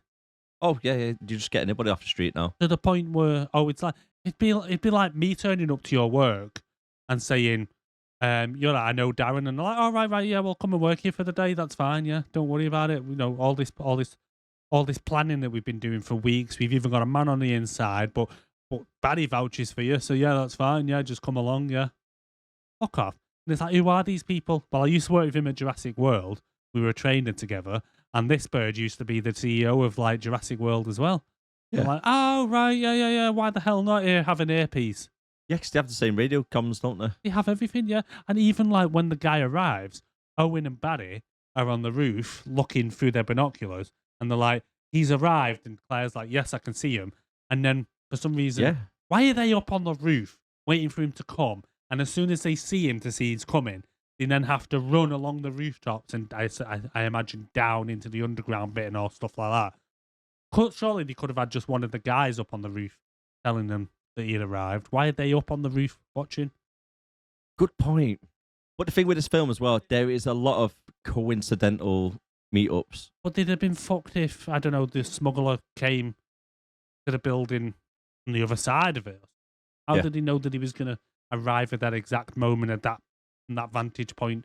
It just doesn't make any fucking sense. It drives me insane. You got a point, no? You got a point. Yeah. And then talking about they were like that to Claire, well, when you're in here, don't speak to anyone, act normal and blah, blah, blah, when you're in the underground thing. She sees that American woman, and the first thing she does, have you seen this child? Yeah, tells her everything. Pictures. But yeah, that's the biggest question, is why would they let Claire and Owen in on their operation in the first place anyway? Loose, mate, loose. Good point. And they say, when they met with the CIA agent back in America, they say Barry's working with French intelligence now. Yeah, did you notice all the squad that he's working with, the sniper and everything like that, are all American? Yeah. None of them are fucking French. Barry has a slight accent, but no one else is fucking French. You don't see the guy with the sniper. He's like Bravo team here. I can see the truck coming through the whatever.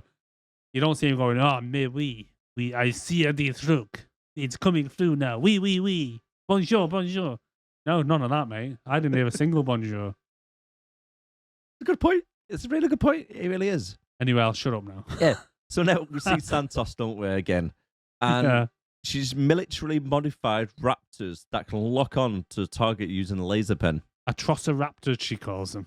What you call them? Atrociraptors. Atrociraptor. Yeah. Making up names, I told you. And we get a good little info dump, and they're about to be used shortly, aren't they? Because she tells us everything about the raptors. Oh, yeah. What they can do, etc. And then what happens? They get used. She may as well just look at the camera and go, audience, guys, I'm just breaking the fourth wall here. These raptors behind me, I shine this little laser at them, and they'll basically attack anything that I shine this laser as. Everyone got that? Okay, right, back to the film. And we carry on. Yeah. And the CIA just swarming, don't they, with the stormtrooper aiming as they miss everybody. It's like 6 foot away. To the point where she just casually strolls off, Santos. Oh, yeah. It's just what puts her hands on and goes ding, ding, ding, ding, and pisses off. There's no running, like from, the gunfire loaded. She just goes, all right then. Just casually walks out of the scene. And it's like, oh, for God's sake. Well, it's all right, because nobody can aim. No, nobody can fucking aim. And then, did you notice? Escape. The poacher manages to escape. Yeah, but did you notice with like the gladiator-style fights, instead of using tigers, they had small dinosaurs? So the poacher and the poacher and Owen are having like a little bit of a fight, aren't they? Oh. And like you say, you got the little dinosaurs snapping up on each side. A T-Rex escapes. Owen does his little voodoo magic, calms it down, disappears. I mean, what? Literally, he's running through and like Owen's chasing the poacher, and like the poacher's like knocking dinosaurs, throwing dinosaurs at him, and then he shoots something like you say, and some T-Rexes come out, right? Owen does his little thing, but then they start having a knife fight, and around them, these 2 T-Rexes, whoever they are eating people. There's even one guy sets on fire. His mate runs over, helps him, starts dragging him off, only to get eaten by the dinosaur. Anyway, this is going on in the background. But for some reason, most people in the market decide to gather around Owen and the poacher while they have a knife fight. Yeah. While literally in the background, people are being eaten by T-Rexes. And they're all like that, woo, yeah, woo, come on. While they're having a fucking knife fight. Like with the money, like, my bet's on him. It'd be like... carry on that fight. You know, like me and you there, and I'm like, Darren, come on, we need to go. The T-Rex are out, there's dinosaurs everywhere. And you're like, no. I want to see what happens. I want to see who wins this. Lift it It's up. like, oh, they just got Gary. Gary's just been eaten. Come on, we need to go, please. We need to go. No, stop it. If you want to go. Watching this? No, you fucking wouldn't. Oh. And what happens? The poacher trips up, gets one arm like a snapping turtle, the other arm's like a baby raptor. And Owen manages to get all the information out of him that he needs, all the key information before the guy gets eaten by the two dinosaurs. And then, again, as you're saying, the dinosaur is literally 2 feet away from him. Like T-Rex just ripping people up out of the crowd. And Owen's like, yeah, cool. Yeah. Right, yeah. Yeah, by the way, Claire, we've got all the information we need. And just strolls off. Have you forgot about this fucking T-Rex killing everybody still? I was literally, that's what I've got written down. It's just the stupidest thing. When the guy's being chomped on slowly and he's like, I know that's really painful, mate, but I've just got some questions. He's like, yeah, ask away, dude. What do you need to know? Is that not painful? No. Go on, you ask your questions. When you, like you say, when the dinosaur comes over and eats his head. Yeah. And he just goes, ooh. I've got the information. You wouldn't be like, yeah, I'm getting out of here. Jesus. It's a wild free-for-all, like a Wild West, and he's just chilling. It's fucking stupid. Santos now releases the weaponized raptors, sets them on Barry and co. And a little bit of a shitty fight scene, isn't it, between Claire and Santos? Well, so Santos is literally trying to stab Claire, and she zaps him with the fucking cattle prod. And she's like, "Oh, you're not meant to use that on people." Oh no.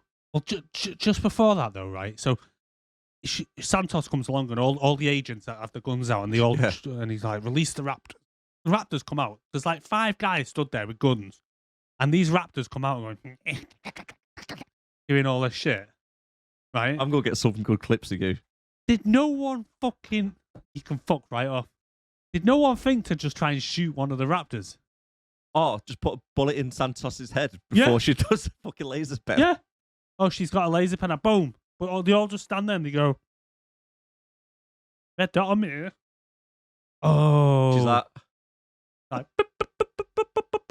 But the other thing as well, right? So with this raptors and the red fucking dot. Yeah.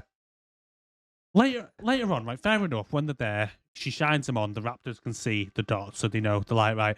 So the raptors kind of have a quick discussion among themselves and go, right, you take this guy, I'll take this guy, I'll take Barry. And they're like, all right, 3, That's 2, a good point, 1, go. Right? But then later on, when Claire tases her, and then she somehow, the raptor runs in, and Claire tases the raptor, and the raptor kind of falls to one side and is all like dazed. But then she pulls out a little dot thing and shines it on Claire. But the raptor's not looking at her. No. So how the fuck does the raptor know that she's just tagged Claire? I don't know. But he actually pops his head through the door as well, doesn't it? It's like, here's Johnny. And most of all, which is... Bullshit! She manages to outrun a raptor doing parkour across the rooftops. This was unbelievable. She does, even... Because, granted, a bit later on, when she's going over the rooftop, she's kind of jumping between rooftops and changing directions and closing doors. But the initial stretch, running straight across a roof, right, for about 100 yards, and somehow the raptor doesn't catch her. No. Yet, in like 5 minutes' time, the raptor's literally catching up to a car that's going full pelt and a motorbike that's going full pelt.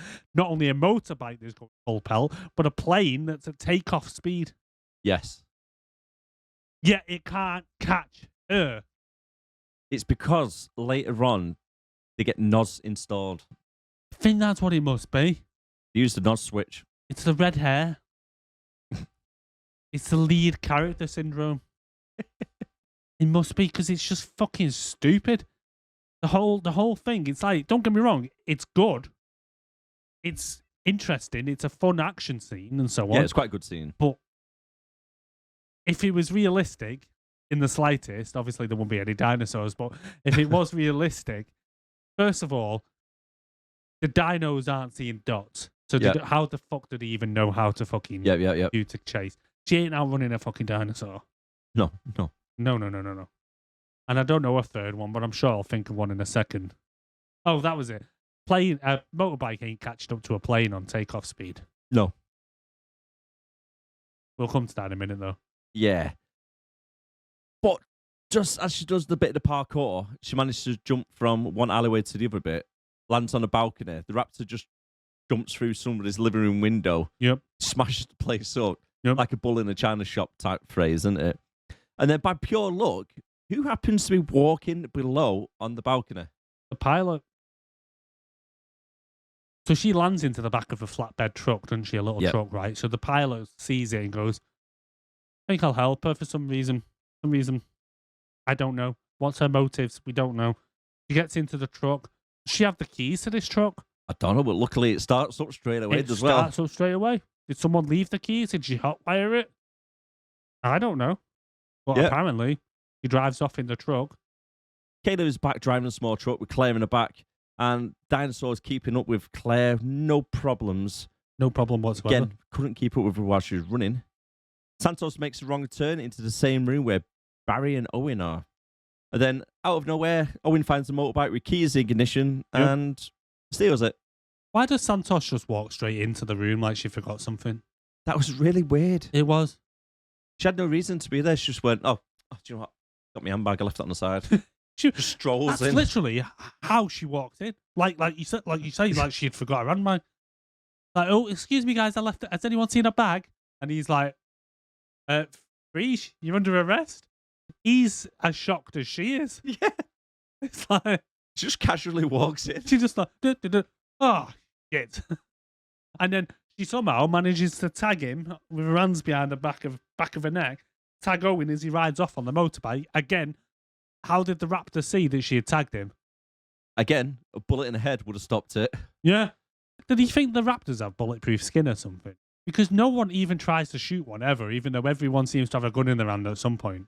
Yeah, because there's one scene, isn't it, where Barry's trapped like in one of the cages, and the raptor's trying to get through. He could have clear headshotted it. Yeah, he literally could have just put it up to its head and just gone boom, dead. Or in its mouth or anything, or even shoot at it at least. I know. At least try it. Yeah, at You've least got a try gun it. in your hand, man. I mean, like going back to when all them 5 guys are all stood out with guns before she tags any of them. No one even thinks shoot the raptor, shoot it. Yeah. But we get a good little car and bike scene now, don't we, through the city? Because Yes. Owen's now getting chased by the raptors. Claire's getting chased by raptors. And we even see 2 T-Rexes just eating random people in the street as well. Yeah, the extras in the background actors, whoever they call them nowadays in this film, are just ridiculous. Cannon Because fodder. They're just like, oh, look, two T-Rexes. Oh, shit, they've just set someone. Maybe we should run. It's like people are still having dinner and all sorts. It's like a raptor's going past. And then they're like, oh, T-Rex. Oh, shit, they just set Brian. Oh, fucking hell. Yeah, no one seems to give a toss. Just like used to it, aren't they? Yeah. T-Rex just running around eating everybody. How did the T-Rex even get there so quickly? I don't know, mate. I don't know. Honestly. But to be honest, I did like this scene when there's like the raptor car chase. Yeah, It was quite good. I quite liked it. And Claire and Kayla now make the plan to go to the plane and take off just in time for Owen to ride up the ramp as it takes off. I call bullshit. Yeah, because the raptor runs off the edge of the cliff, doesn't it? Yeah. And it's true story. The legend says that raptor is still chasing Owen to this day, swimming. Giving it legs like But that. so Fine, yeah. I'll catch him. How funny would it be at the end of the film? They're just there like that. And it's just like, yeah. You get back to the cabin and it's like, I got you. Finally got you. That would have been so good. That would have been amazing. It would have reminded me of Oh, if they'd done it. Yeah, just please do it in the next film, please. I was going to say next film, please. Just at the very end of the next film, just have it. A bit like the hot chick with the security guard. Yeah. Just boom, go. Oh, fucking hell. But no, I call complete bullshit on that bike. There's no way, first of all, that bike's ever going. Bullshit! That bike's ever going to catch up to a plane at takeoff speed. No. But the other thing, do you know what really pisses me off, right? Like that plane actually took off. Well, one that It the was plane fucking took held off. together by duct tape. I know, but the fact that he rides up onto the bike, right? She grabs hold of him. The bike falls back out, knocks the raptor out the plane, and then the pilot has the audacity to go, "Ha, still got it. You didn't do anything. You're a pilot, and you took off. What exactly have you still got, love? What exactly have you still got? You took off. You didn't do fuck all. She does. I still got it. Say this every time, like you take off, do you? Because that's worrying. if I got into a plane with a pilot and they managed to do a successful takeoff and they went, woo, still got it. You're like, okay. It's like when they do landing and when you come down to an airport, everybody claps all the time. It's like, woo, we're safe, we're safe. I know. Pilot's that. Yeah. Smashed it. Still got it. Damn fucking right, you've still got it. Oh my God. So now we're back at the spa. Yeah. Ramsey's giving Dollface and homeless Alan a tour of the place. This is one thing that fucking gets me. Talking about coincidence again. So they've just got the little air tag, haven't they? So they can get into different security areas. Ramsey is giving them a tour and he goes, you can really walk around if you want to explore the facility. Just don't go by them elevators over there. It'll take you down to sub-level 6. Well, he does it on purpose. Yeah, but he does it on purpose, though, doesn't No, he? but I didn't realise it at the time. Oh, No, I'd tell you like, well, at the time, I thought he's in on it because like he's clearly pointing him in there. He's like, yeah, whatever you do, don't go down to them elevators and don't press sub-level 6. And whatever you do, don't use that thing that Ian just gave you. You get me? Whatever you do, don't take any DNA from that locus. If you want to go down to sub-level 6, you need one of these. Yeah. You need, and even then, they don't even cotton on, do they? That's like, okay. Oh, yes. Yes, we could do with half an hour to chill. But why doesn't Ian tell them that he's helping them? I did wonder this as well, because what are they going to do? Just go up to Lockwood, or not Lockwood, go up to bloody Dodson and say, you know, he's helping you. We're not going to rat on Ian, but we're going to rat on him for some reason. Yeah. You'd think that. You'd be like, my boy Ramsey here, he's in on it, so yeah. Oh, but my anyway, word. But then we have the clone in Henry, don't we? Yeah, because they're doing their little info dump home movies about the mum. It's fucking weird. It's weird. So you're telling me, right, this girl is in some place that she's never been before with somebody who used to work with her mum, who happens to have home movies about her mum in his archives. It's just his drawer of his desk. It's like, oh, here you go. Got some videos here when I was watching your mum. Yeah. It's my home video on Charlotte Lockwood. Yeah, it doesn't make sense. So we kind of find out through these videos that the clone is still a clone, but is the mum impregnated herself with herself, which I'm not really sure how that works, because then in the next breath he's comparing it to Blue, but it's a completely different situation to Blue, because Blue didn't purposely impregnate itself. It just kind of, well, it did, but I'm pretty sure Charlotte kind of wasn't a genetic anomaly in the first place to be able to just kind of say, I want a baby like Blue did and have a baby. So she must have kind of somehow got her DNA, grew an embryo, shoved it inside herself, and then gave birth to herself. Yeah. But this turns out she's been working with Alan Hass. Who? Dr. Alan Hass. Alan Hass? Yeah. Oh. Junior. Oh, S. Maybe. Yeah. She's been working with Schwarzenegger, and that's how he got himself pregnant. So she done the same thing. Must have. I think she was having to take that fucking blue drugs. Estrogen. Maybe. I don't think she needs it. She doesn't have a dad then. So it's just a pure copy of her that she's impregnated herself, right? But this is what I was getting to before. Henry says to her, she gave birth to you, had the baby, because you see, and then a video of her with the clone sat on her knee. And he goes, and then she found out she was sick. So she then used the pathogen to cure the illness in your DNA. But why didn't she use that on herself as well? If she's curing you, why not cure herself at the same time? Plot. Well, there is that. And then we find out that Charlotte, the clone just has suddenly decided to name the raptor Feeder. It's weird because he then says that he's made a little mistake and he's released all these locusts because she sees the locusts on his side and she goes, I made a little mistake, and looks over. And then, so why all of a sudden he now needs her to fix his mistake with the locusts, which is fucking weird. But then we get a little bit of a thing where Henry's talking to Dodgson and leaves her alone in the lab. As you do. Now, did you see the video she was watching? It was like a narrated documentary that he's made just for her about how he's released the locust and how her mum used the pathogen to cure her and stuff like that. And she sat there watching it. I was thinking, like, as soon as he found out that Dodgson was bringing the clone to the lab, did he just think, oh, I'm going to make a documentary. I'm going to make a little video. And he's just been sat there on Premiere Pro just like, and I'll put this in, and I'll put this clip in from my mum, and I'll put this little info dump in about, and I'm just like, when did he have time to make this? Or why did he even make it? Or did he just have it on hand anyway? True, that's a good point. Did you notice it, though? I did, yeah, but I didn't put, like, two and two together type thing. I needed to make this little video, this little propaganda video, just because she was coming. Yeah, and it's like, I'm just going to leave you here to watch this video. This will explain everything. I'm just going to go and speak to Dodgson. Biosyn are great.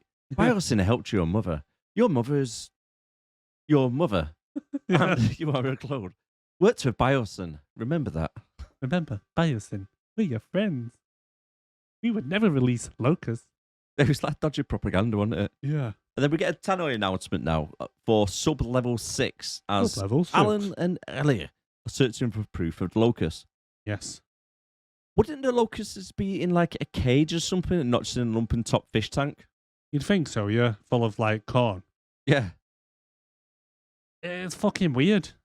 And the thing is, the fish tanks were about as big as what the locusts were. Because they put their hands inside the corn bit and pulled out one locust. And it was like the size of the tank. But then 2 minutes later, the alarm goes off, which sends them schizophrenic and There's they're fucking just hundreds of flying them. around everywhere. Yeah. There's like 12 tanks. Tanks the size of locusts. But yeah, and then there's 100 locusts that kind of appear when the alarm goes off. I love that we get a little precognition though as they walk in and they go, shh, now everybody, audience, we need to be quiet when we go in here because they will go all mad at the littlest sign of sound. Littlest sign of sound, that doesn't make sense. At the littlest sound, they will go crazy. And it's like, wonder what's going to happen in a minute then. Yep. Alan farts.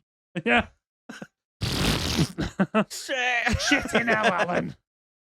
Fucking hell. Just as I took my mask off. That's why you're fucking homeless. Yeah. Fucking bastard. Oh, I just Yeah, 'cause he's remembered why I homeless didn't 'cause he want to farts. fucking be with you. So Maisie is watching the propaganda left alone, and then she grabs off with Baby Blue. Yeah. Why didn't Baby Blue just rip her arm off? I don't know. Why She is picked it up like a chicken. Yeah. Like, come on, underneath my arm. And do you know what? They're in the middle of a high-tech security lab, but what does she find? A little hatch that goes through into the bloody mainframe with all the wires. What? Oh, Jesus. Just lifts up and a hatch to a secret bloody ladder and disappears. Fucking stupid, isn't it? Yeah. So then Lewis sets off the panic alarm because, little kids running around with a Yeah. baby dinosaur. Locusts go crazy and start attacking Alan and Ellie. And then Maisie manages to escape down a hole where the wires run through the lower levels, followed by another Tannoy announcement. And then just by chance, Marie walks... What? What are you on about? I'm reading from notes. Mary. Who's Mary? Who the fuck is Mary? I thought it says just by chance. Mary walks around the corner and sees Alan and Doughface. Oh, you're supposed to say Maisie. Maisie, isn't it? Yeah. This is what I'm on The about. autocorrect. The autocorrect it. I was just looking, I was like, what? Who's Mary? So Maisie walks around. What is with this love story they're trying to create between fucking Alan, dough face. She lands on top of Alan, doesn't she? And then Yeah. it looks like they're about to kiss before Yeah. they notice Maisie stood there. Yeah. What? Why? Why are they trying to make this happen? Was Baby Blue with her then? No, Baby Blue had done one. So what she released Baby Blue as kind of a distraction while she ran off because Dodson and Henry run into the room and Baby Blue's like, you better not clip any of this shit. This is all going on, mate. Fucking. If I come round next week and this is all clipped. Anyway. So yeah, so she uses him as a distraction. Yep. So then they're like, he's like, oh my God, you're Ellie Sattler Doughface and you're Alan Gren. And she goes, who are you? Like, I'm Maisie Lockwood. And they're like, dun, dun, dun. Join us next week for Jurassic World. Will Maisie find out who her dad is? Will Alan and Ellie ever get together? Will Ian ever figure out the code to the gate? Yes. Join us next week on Jurassic World. Will Owen get captured by the dinosaur? Yeah. Will they ever find Beta? Just cuts to a scene. You got the raptor from Malta, like, reading a map. Like, okay, well, you know. Blue's on the tail. Blue crossed the bridge.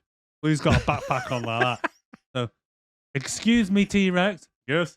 Have you seen these two humans come past there? Well, yes, I did. They promised me to get my baby back. I've not heard anything from them. Yeah.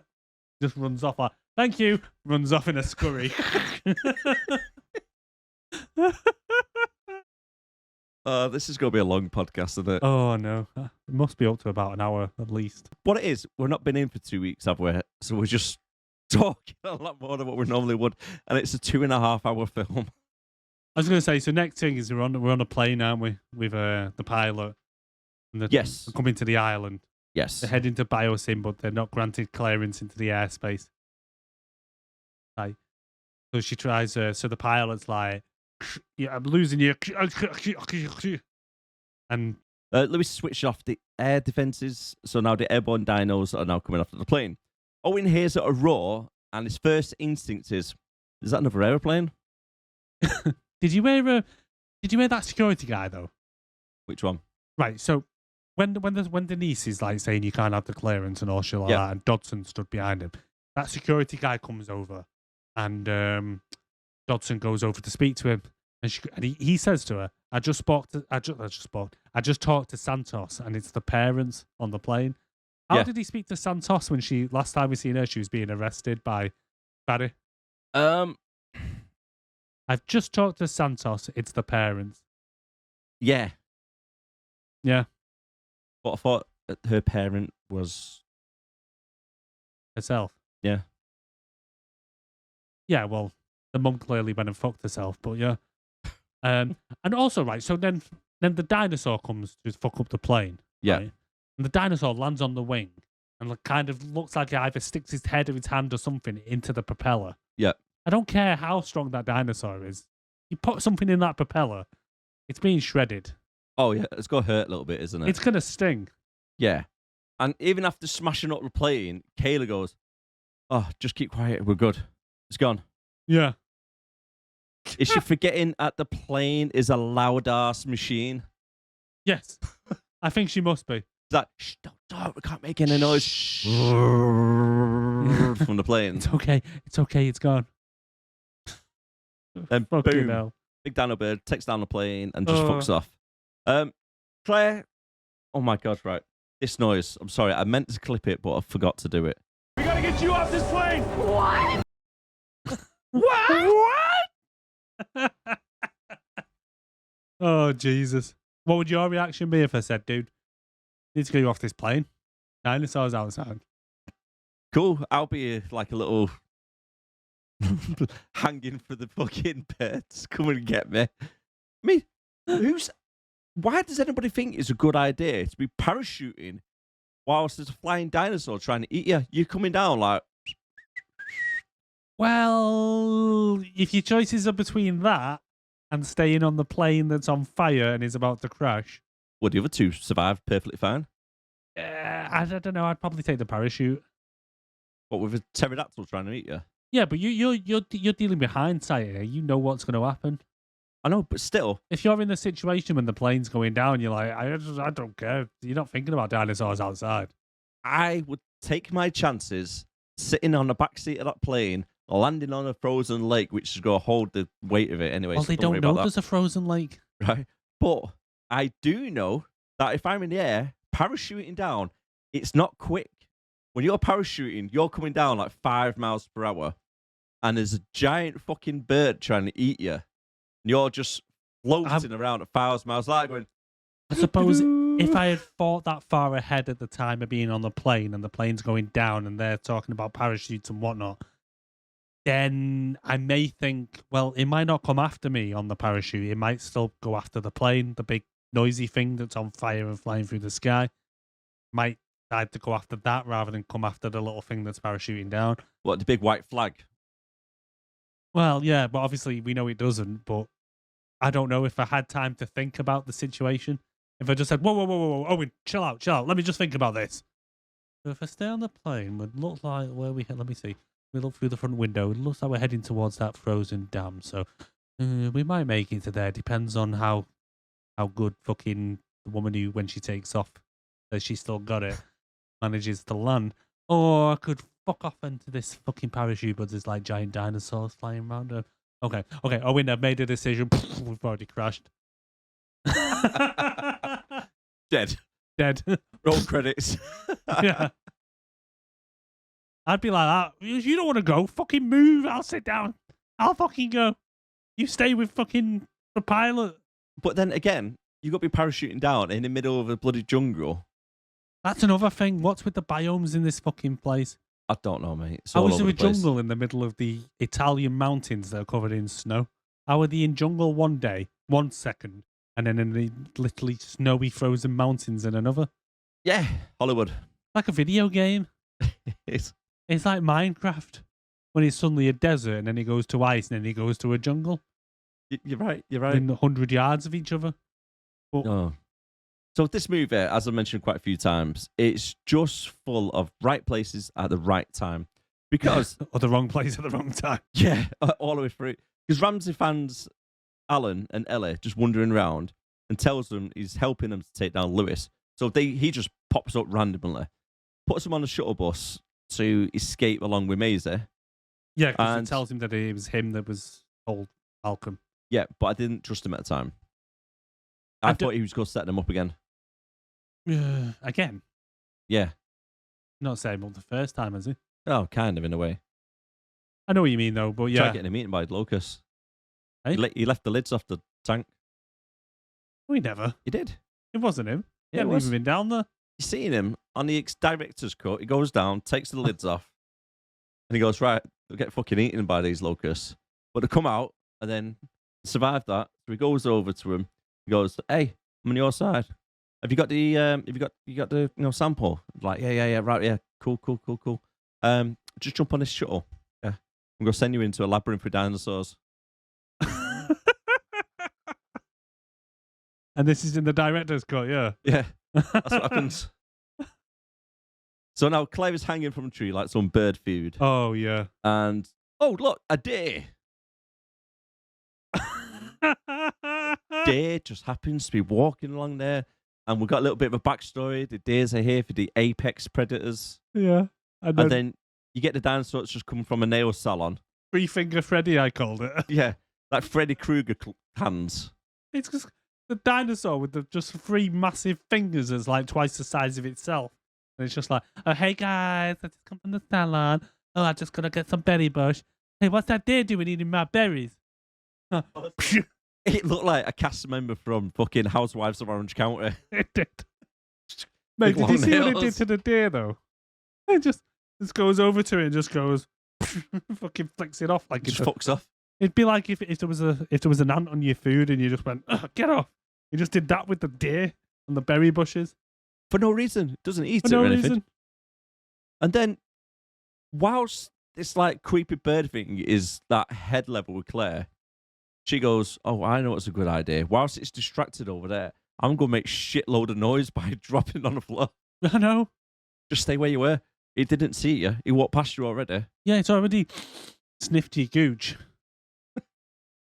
Pretty much. And then she bangs on the floor, starts crawling away, and the big dinosaur starts following her until she comes across a small pond.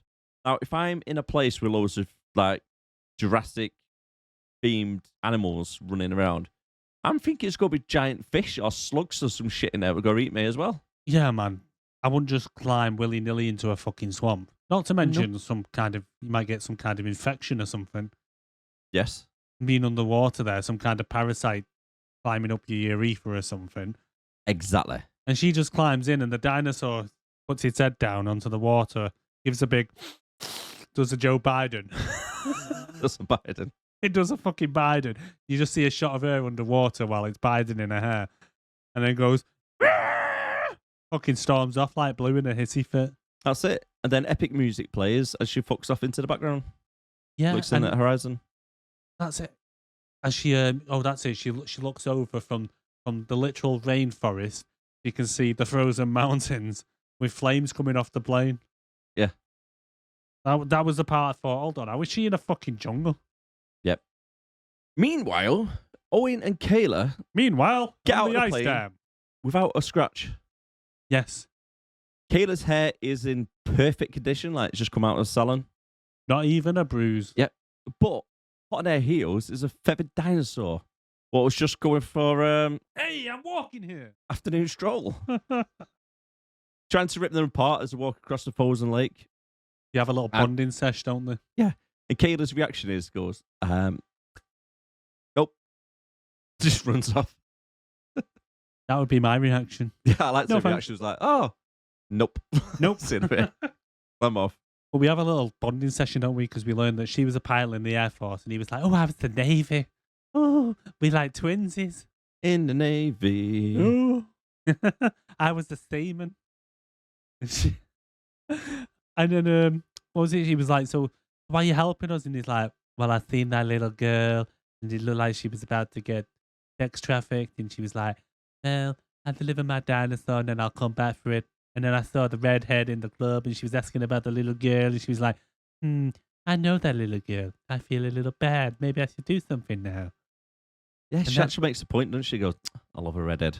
She does, yeah. Like, you really love her, don't you? I can understand. I love a redhead. And it's like, oh, God. Another tick box. Another one. Another one. Right, I don't know about you. You've been ice skating before, haven't you? I have. It's not easy to walk on ice, is it? It with shoes? is not. But then they're sprinting across ice, not They sliding one little bit. They are sprinting. No breath either. Owen actually gets dragged underneath the water, doesn't he? Because it cracks. He goes underneath the water, gets out, bone dry. Not even a light shiver. Nope, that's it. Runs over towards like a secret elevator as they manage to escape this fucking dinosaur which is chasing them. Which every single dinosaur on here are just so clumsy. Yeah. Just slide, hit into everything, run the wrong way, bang their heads onto the side for no reason. Really silly. And how does Owen not die of hypothermia? Exactly. He gets out, he's, like I say, not even a shiver. Not even a fucking shiver. Her hand's not even cold either from dipping in the ice-cold water to pull him out. I mean, he's just been submerged in ice-cold fucking water. It's stupid. Kayla zaps the dinosaur fucks off. But then randomly, we learn that we have a tracker that will take them directly to the ejector seat. Yeah. Yeah. And the tracker seems to be about this big as well. So she's purposely gone out of her way to grab that from the plane before she left. Yeah. Yeah, yeah. And then we learn that Dodson learns that Alan and Ellie have taken a sample. We learn that Dobson learns. We learn that Dodson learns. Dodson? Dodson? Dodson? Got Dodson here. Learns that Ellen and Ellie have taken a sample. That's it. Yeah. And he wants to shut the train down then, doesn't he? He does. He stops the Hyperloop in a cave. Yes. Yeah. So I've got a little question about this. Go on. Right. So they get off the Hyperloop, right? Yeah. And then Alan automatically then starts crafting a torch. Yes, Right? I've got that. Lights the torch into a big flame, right? Yeah. Ellie and the clone both have actual torches. a little, like 2 minutes later, they both had actual torches. Oh, did they? Yeah. Oh, 'cause I was wondering, like, where did they get the matches from? Well, that's the other thing, right? And as they're walking through in a little bit, Ellie's listing things that could kill them while they're in the cave. And one of them she mentioned is pockets of gas in the cave system. Oh, right, yeah. While he's stood there holding a fucking flame. And it's like, all right then, yeah. Great idea, Alan. Well done. Slow clap for Alan. Well, because he's homeless, mate. He doesn't use an oven, so he's not used to the concepts of flames and gas. No, he's living in like the 1920s or something. He thinks he's Indiana Jones. Oh, my God. Because at one point he even loses his hat and goes back for it. Yeah. He's got a hat like him, walking through a cave like him, with a big torch. All he needs is a whip. And he's got a kid with him as well. Yeah, he does need a whip. He's got Short Round with him, the clone. Yeah. Dr. Grant, Dr. Grant! Dr. Jones, Dr. Jones! I love that kid, you know. Oh, Jesus. Lewis fires Ian, and how shit is his acting when he tells the operator about the subway cart shutting off down? He goes, "Oh, wow, yeah, what are they?" Yeah. So they're coming over, don't they? The security goes, "The subway cart's been shut down." Oh, Oh, wonder what happened then. What was with, right, Malcolm's reaction to him being fired? Because all he does is he points at him and he goes, "Dadson," and walks off. Random as fuck. Goes, "Dadson." But then he starts giving a little speech, doesn't he, about Biosyn exploiting the workforce. But that was before this, so he talks about him exploiting Yeah. the workforce, but then the last thing he says is he points and goes, "Dodson." And I'm just like, throughout this film, all people keep saying to Dodson is, "Dodson." Fucking hell. I'll be honest, I didn't pick it up, mate, until you say it. Dodson! Dodson. We got Dodson! So Owen is now bone dry after taking a swim in a frozen lake as they find Claire's parachute. Oh, look, another dinosaur. Hey, I'm walking here. And it happens to be Jeff. So Jeff, the apex predator, turns up for a one-on-one fight with a T-Rex to settle some beef they have about who has the biggest arms. Oh, no. Did you notice, right, that Jeff bites a T-Rex on the nose? Yep. And the T-Rex runs off? Yep. Like, Shit. he literally bites him on the edge of his nose and fucks off. The only reason I mention it is because later on when they have round 2, the T-Rex manages to bite Jeff on the nose in the same way. Ah. Yeah. Right. It's like, I got revenge, motherfucker. Hey, I get you back. And the T-Rex leaves all butthurt that he didn't get his day. Yeah. And the T-Rex was like, "That's not fair. What are you so much bigger than me, Jeff?" Ah! I'm like, oh. Fucking Jeff. You've not seen What We Do in the Shadows, have you? No. The TV program. No. In one of the first episodes, this woman comes across this guy called Jeff, and she goes, I don't like this name, this Jeff. It sounds like a weak ejaculate, you know. Jeff. What's that on? What We Do in the Shadows. What We Do in the Shadows? No, I've never seen it before. Ellie now gets fanny flutters as she feels a breeze as they walk through the mines.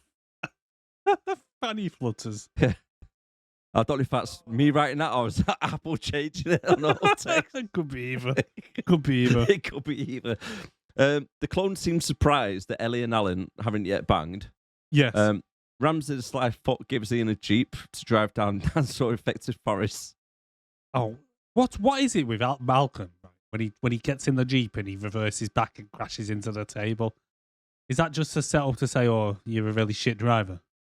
Probably. Or is Malcolm, he like, you're Ian, isn't it? yeah, Yeah, it's Ian Malcolm, isn't it? Yeah, yeah. Oh, cool. Yeah, it's now night time now as well, isn't it? Just make a note on it. Yeah.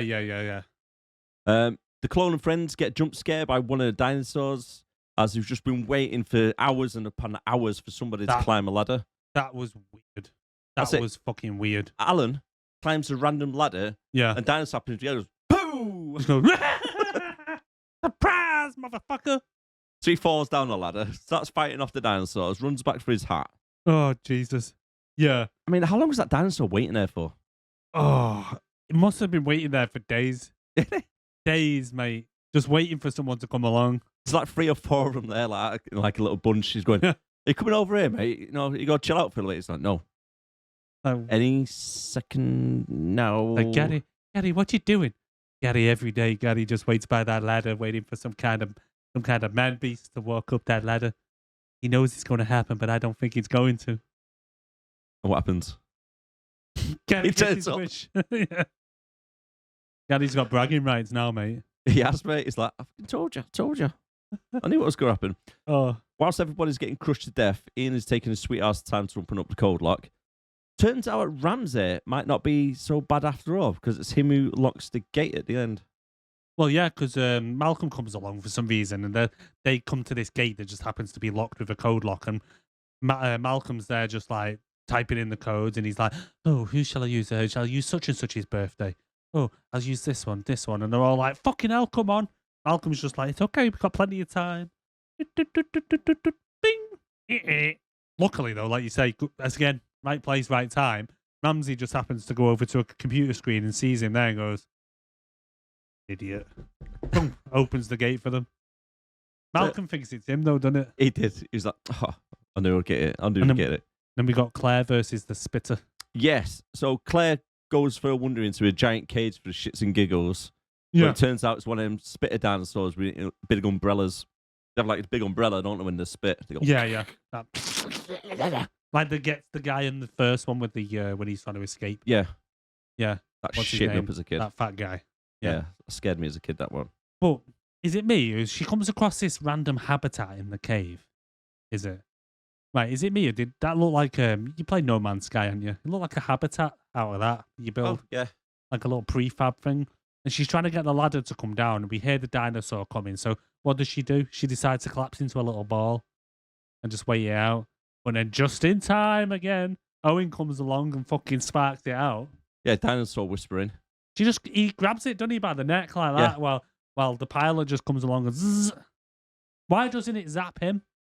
If he's got hold of the dinosaur and she zaps the dinosaur, surely the electricity would also go into him and zap him at the same time. Yeah. Just saying. That's how electricity normally works, doesn't it? It does, yeah. Conductor. Yes. Yeah, he's a conductor. Yeah. Just when I think they're safe, though, they hear a huge roar in the distance. And it's Mr. Jeff again. Hey, I'm walking here. Fucking. Oh, Jesus. And Lewis is in his office playing some Fortnite when a news article pops up on his phone. They straw-ordered locusts and tried to get rid of any evidence that created in their lab. He's a fucking idiot. Yeah, mate, he's a fucking idiot, you know. He's like, time to burn the evidence, guys. Surely you could just like gas them or something, or why set fire to them? I don't know. But the perfect timing, everything is all going perfectly to plan until Lewis gets up in the lift and he turns his back on him. What happens? The fucking glass breaks. Yeah. And we have 50 locusts now transform into 25,000. Yeah, as 25,000 on fire locusts suddenly somehow gather the strength not only to get out of the glass, but burst through the roof of the fucking building on fire and start going across the sky. Yeah. And it's just like, what the fucking...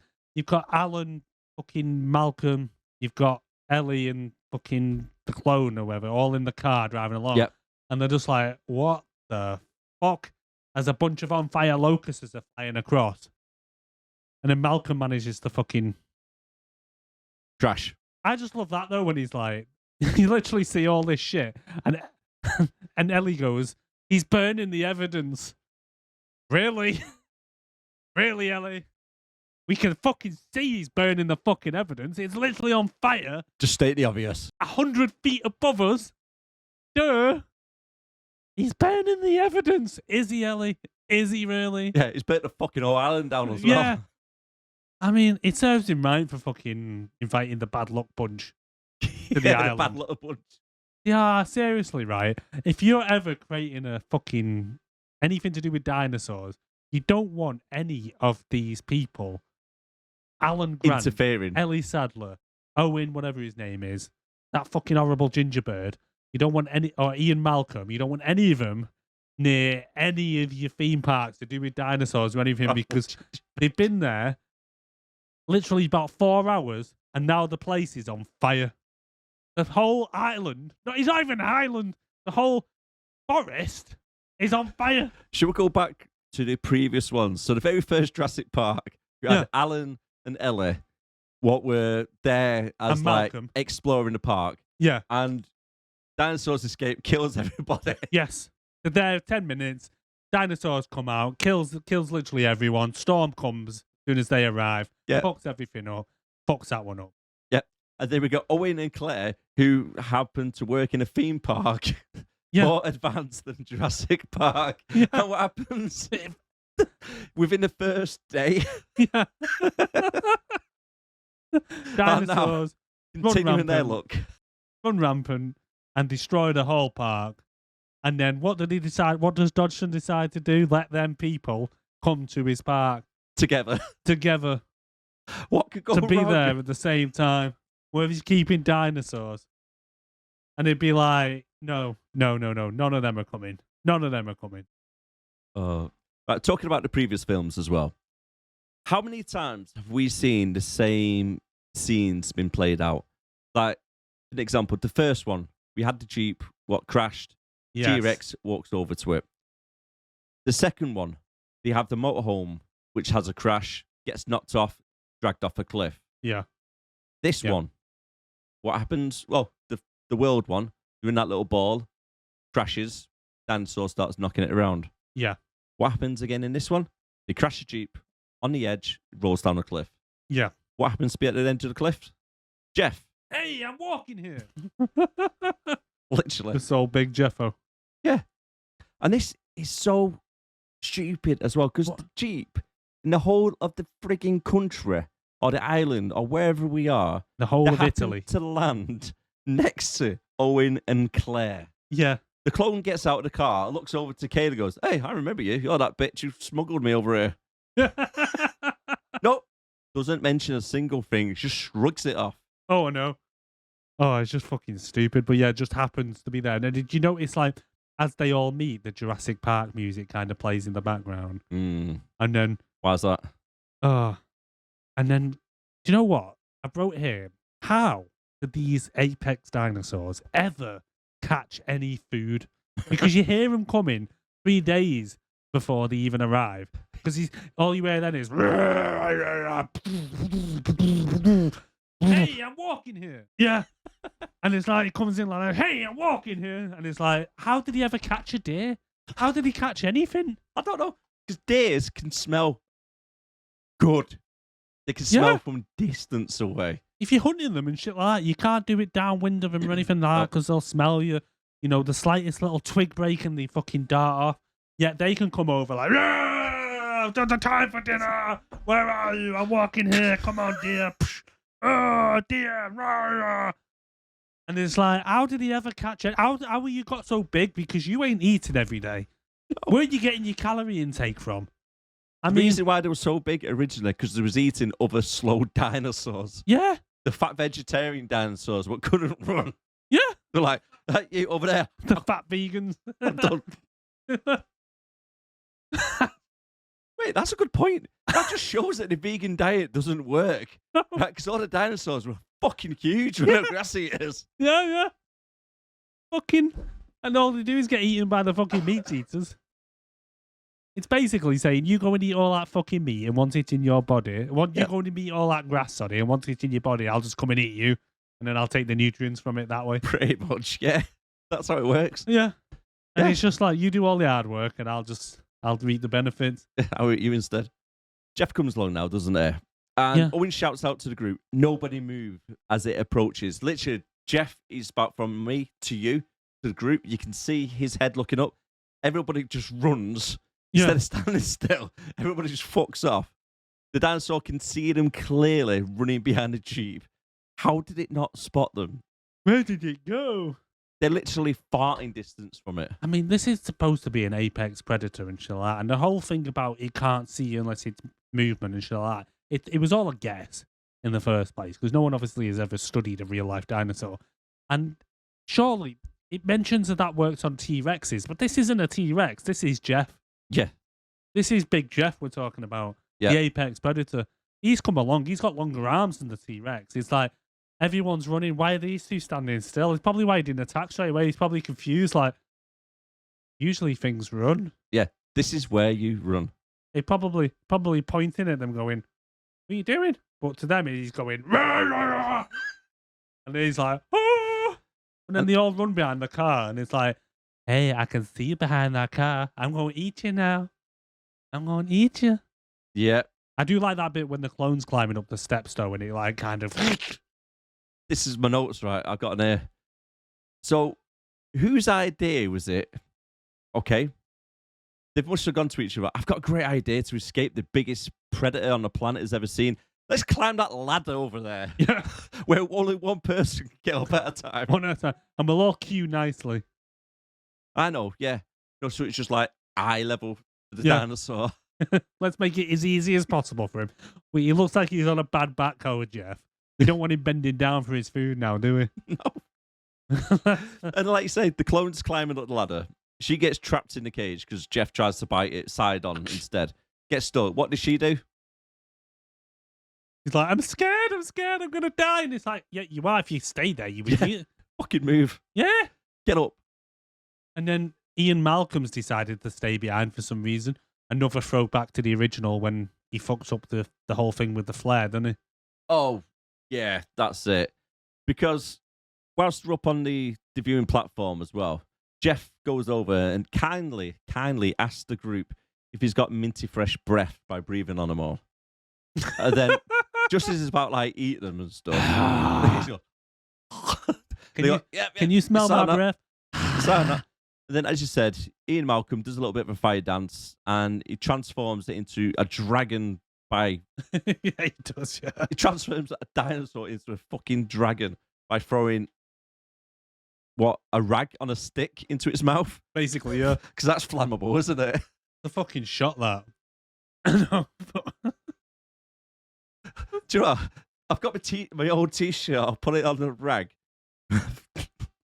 I'll set it on fire and I'll throw it into your mouth. Will that explode? No, I don't think it will, mate. I do with Jeff's breath. Jeff's breath. Jeff's breath. Nice. Oh, Jesus. Alan does a cliffhanger special by saving Ian from the falling on the ladder. Cliffhanger special. I got you.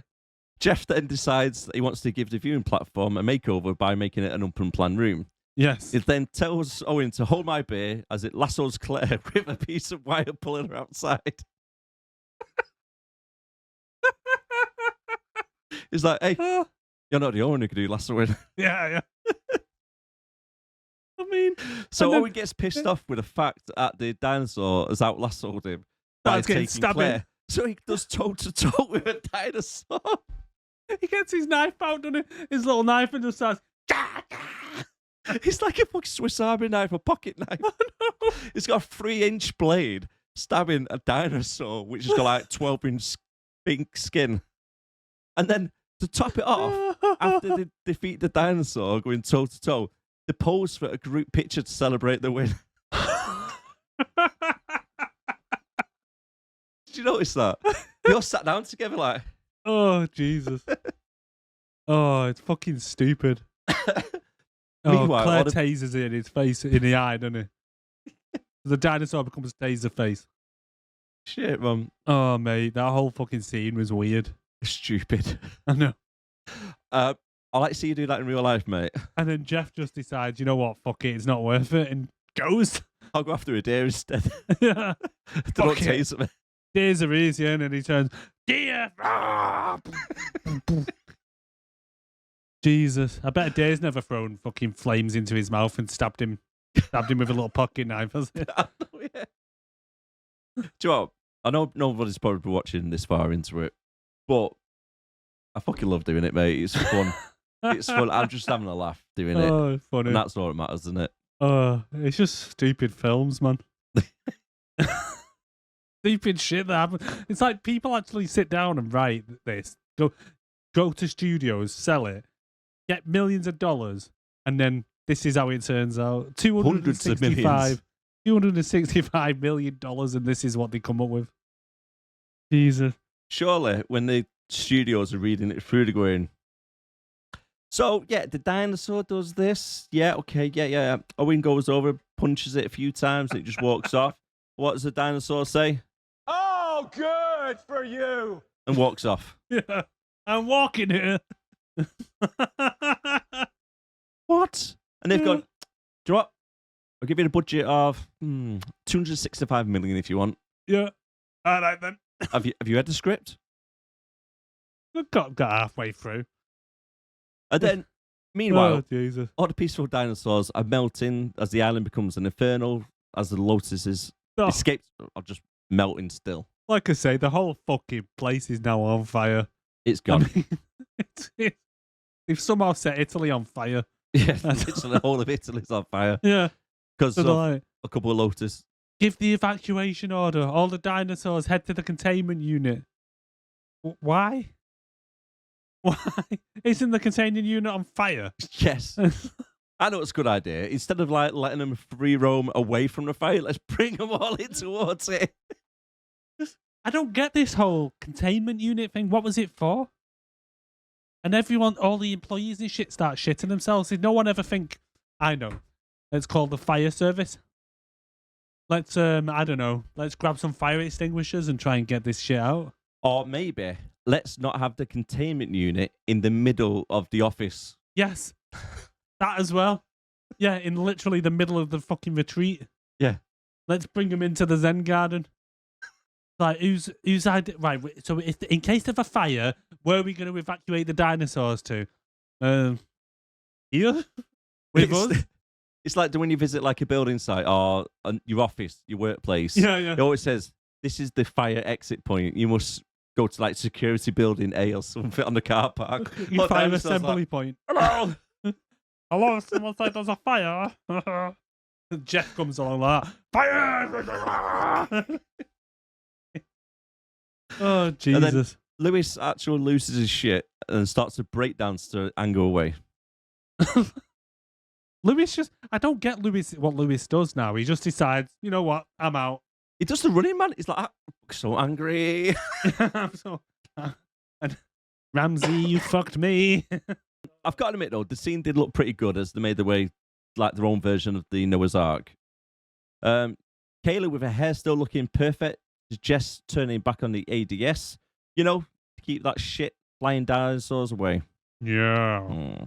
And then Alan and Owen start sucking each other's dicks, don't they? He's like, I know you. You trained raptors. And he's like, oh, you're Alan Grant. I read your book. It's like, yeah, we get it, guys. You know each other. What do you fucking do? You've heard of each other. Yeah. Did you notice, though? Have you ever seen that Jeff Goldblum meme? When he's got his black shirt on from Jurassic Park and he's on the side, his shirt's open. Yeah. Kind of sitting back. Did you see it? Have you seen that meme before, right? Yeah. Well, in this, Malcolm, as they're talking about a plan, starts to undo his shirt buttons, like opening them up. A little bit of a nod. And the pilot nods to him and goes, and puts them back up. And I was like, no way. A little No nod way. to the meme. That's quite good. Yeah. Right, so they're talking about turning the ADS back on, aren't they? Yeah. The air defense system, whatever it is. So if the air defense was turned off, wouldn't all the dino birds have fucked off by now? Just fly away. Yeah. I think so, yeah. You're like, fuck being here, it's cold. I don't have any fur or anything. No, I'm just going to get off in it and do what I want. That's it. Why? That's the other thing as well. Sorry, speaking of that, why are they putting all these dinosaurs that literally have no fur or anything in such a cold place in the mountains and shit? Surely all the dinosaurs are just all there chilly. If you're not careful, they'll evolve into fucking being able to create fire. Oh, wait, the whole place burnt down anyway. I mean, they seem to evolve like this as a plot suits anyway. They do. In the first one, it's like, oh, we need them to have babies. They'll just evolve. It's fine. Frogs. Yeah. Change sex. They become Zers now.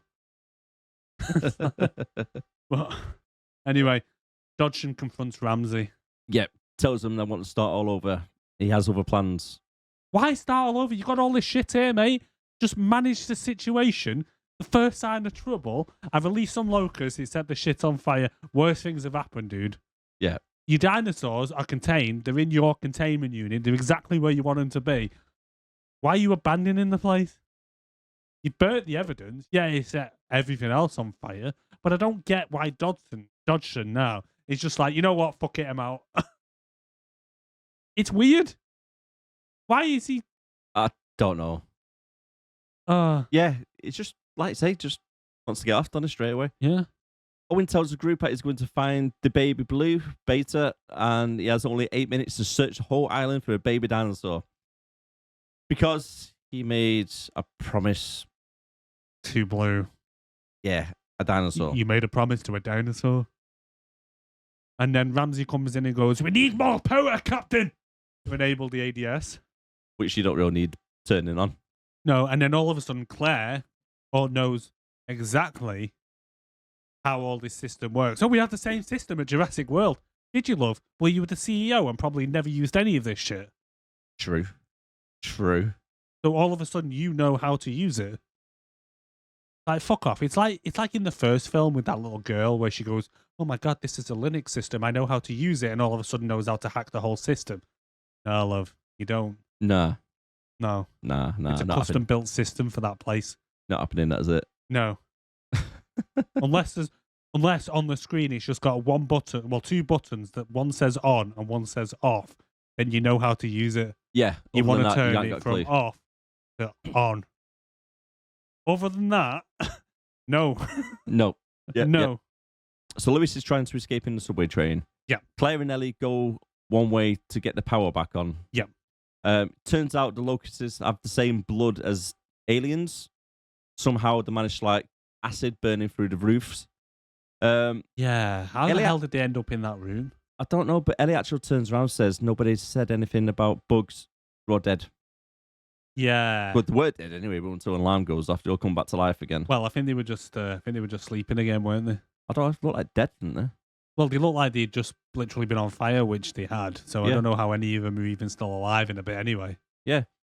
Alan, Owen, and the clone are now in sub-level 8 searching for beta. No, it's how like they're searching for beta, but Alan just won't shut the fuck up, even though he knows they're hunting a raptor, and he's been in that situation before.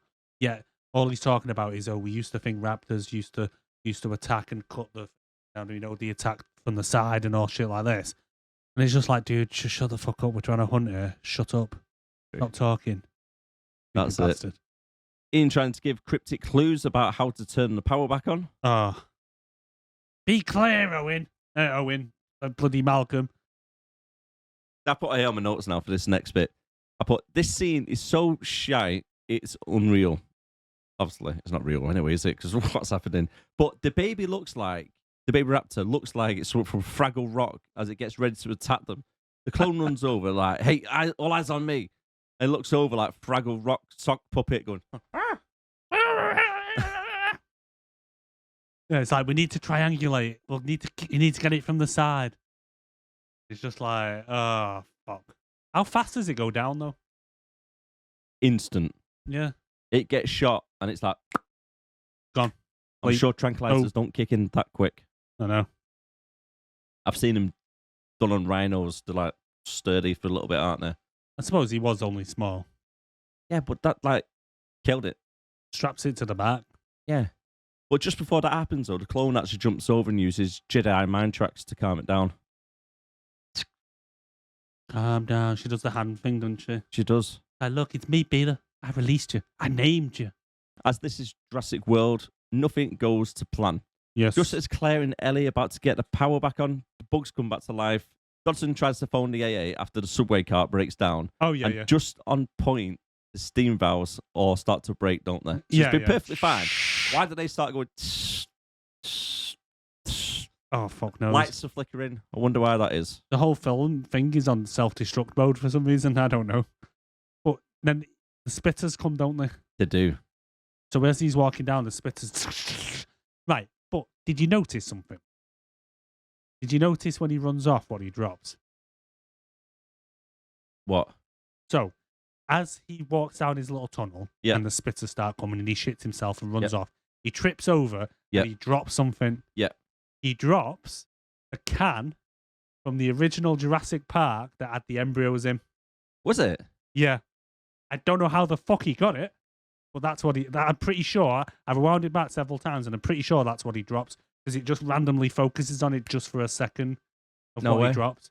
And it looks exactly like the same can that guy had that he lost on Jurassic Park with the embryos in. So it's a little bit of a nod then, isn't it? Yeah. That's good, that. I like that. But then he gets killed by the same thing that the last guy who had that can died of. True, it was. Splitters, yeah. Ah, that was good. Did you clock on to what you said, though? What? What are you? Just before he died, he said, Oh. what's your story? What's your story? I was wondering. He said it as if the dinosaur was going, oh, right, yeah, my name's Phil. That's Dave over there, you know. like- We just like to get our umbrellas out when it's raining and stuff. Believe it or not, we've got some acid spit as well. Do you want to see it? Like, what's your story? Oh, well, no one's ever asked me that. Well, isn't this a change? I was wondering, and I did want to go back and watch the original Jurassic Park, because I'm wondering if that's what Dennis, or whatever his name is, says to the spitter before he kills him. With What's it your all being a story? bit of a throwback. What's your story? Yeah. I don't think it is. I I'm don't tempted recall now it. to go check. Caleb makes his way to on his helicopter from the 6th day. It is, mate. Same Minus one. the remote control. Yeah. And, they could have done with the remote control, couldn't they? Well, yeah. Ooh, it Really would have been a lot could've done with easier. it. And what happened? The keys are ignition again, aren't they? Exactly. Yeah. Just happened to leave the keys and everything. Very Every trusting single time. society in it. Now there's dinosaurs. That's it. Must be in the glove box or glove compartment. The old Terminator. Yeah, always up there, aren't they? Henry pops up out of the dark and Oh, gets back in from the clone to come along with them. yeah. It's like, I need to study the clone to be able to stop the locusts. You Does not he- think of putting a fail-safe in before you release the fucking locust, you mong? But does the clone not realise when he says he needs to study her? Yeah. Basically, he's got to do like a human autopsy. Is that his plan? I thought it would have been. Alan and Ian recognise him. Yep. It's you, that guy I met for like 2 minutes 30 years ago. He actually says it, doesn't he? It's always him in every single film. Yeah. That's what he was going to say. It's always him in every single film. Yeah. I And seen every you on single the time, test it's list. him. Well, yeah, it is. And But- then he goes, is that a dinosaur on your back? Yeah, that's one bit that got me, mate. Yeah. I was like, yeah, just chills out there. Oh. What, you never seen a dinosaur in the bag before? I've never seen. God, all the fashion where I come from Um, in the woods. But we never crossed the bridge.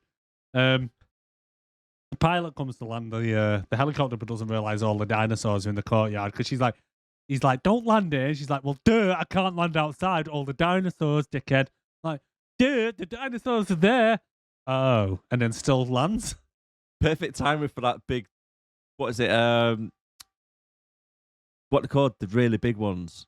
Oh, Stegosaurus or something. Not something Stegosaurus. like that. The ones with the big necks. Yeah, the big long neck ones. That's head just pops up now and knocks her Yeah. out the air. And then the next section I've called "Get to the chopper." Yes. Just as they're running, T-Rex comes along. Hey, I'm walking here.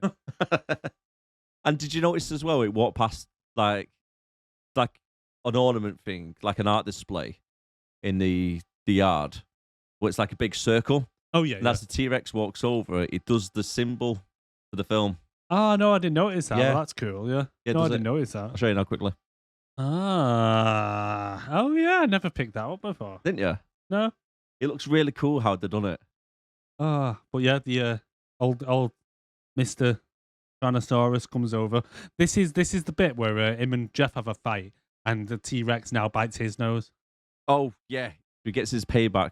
Yeah. And then what happens? Henry falls over like a little bitch. I know that much. Henry in his cardy, and he's like, "Oh, I don't want to do this anymore." And they're like, "Fucking hell, Henry, get up, you dickhead! You want me to carry you?" And that's a little bit of a fight. Alan turns around and goes, it's not us they're after. They just want to fight themselves who's got the biggest arms. Yeah. So they have a little bit of a scrap. Jeff gets the upper hand on T-Rex. You think he's been killed. Stands on top of him, like going, yeah, I'm big bollocks.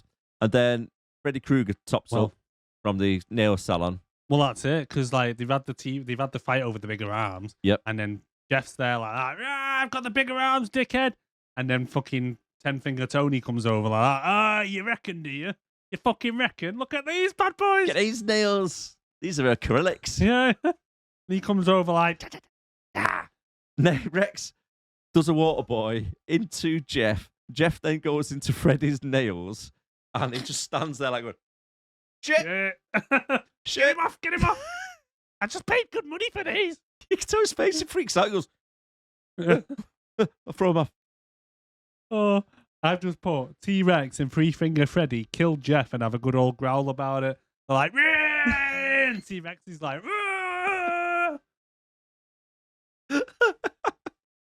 Well, that's what, they have a little baby chair as a helicopter flies away. I know. I hope they had enough fuel for to fly it home. Oh, I know, right? I know. So to land back now in civilization, Ian tries to write a new book already. Yeah, talking to the reporter. The medias were there, saved but the no day. signs of the police. Yeah. Just, happens like, doesn't it?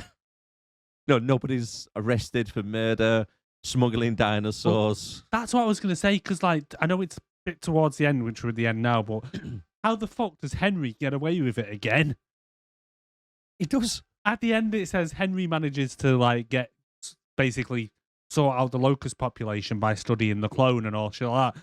But no one's saying, this motherfucker caused it in the first place. Why is no one arresting Henry? The guy's committed so many crimes against humanity. It's ridiculous. Yeah, because it's the same news reporter, isn't it? Giving us a little bit of an info dump on the story of what everyone's done. Since the incident. Ellen, I've combined the names now. Ellie and Alan share a kiss. After being friend zoned for 25 years. Yeah. Captain Friend Zone finally gets laid. Like, it's a shame, like, a pussy's like a fucking throwing a sausage down an alleyway. She's had 12 kids. She's been with Dr. Malcolm because they're flirting all the time. She's definitely banged him. Oh, yeah. She's obviously been with Big Mick.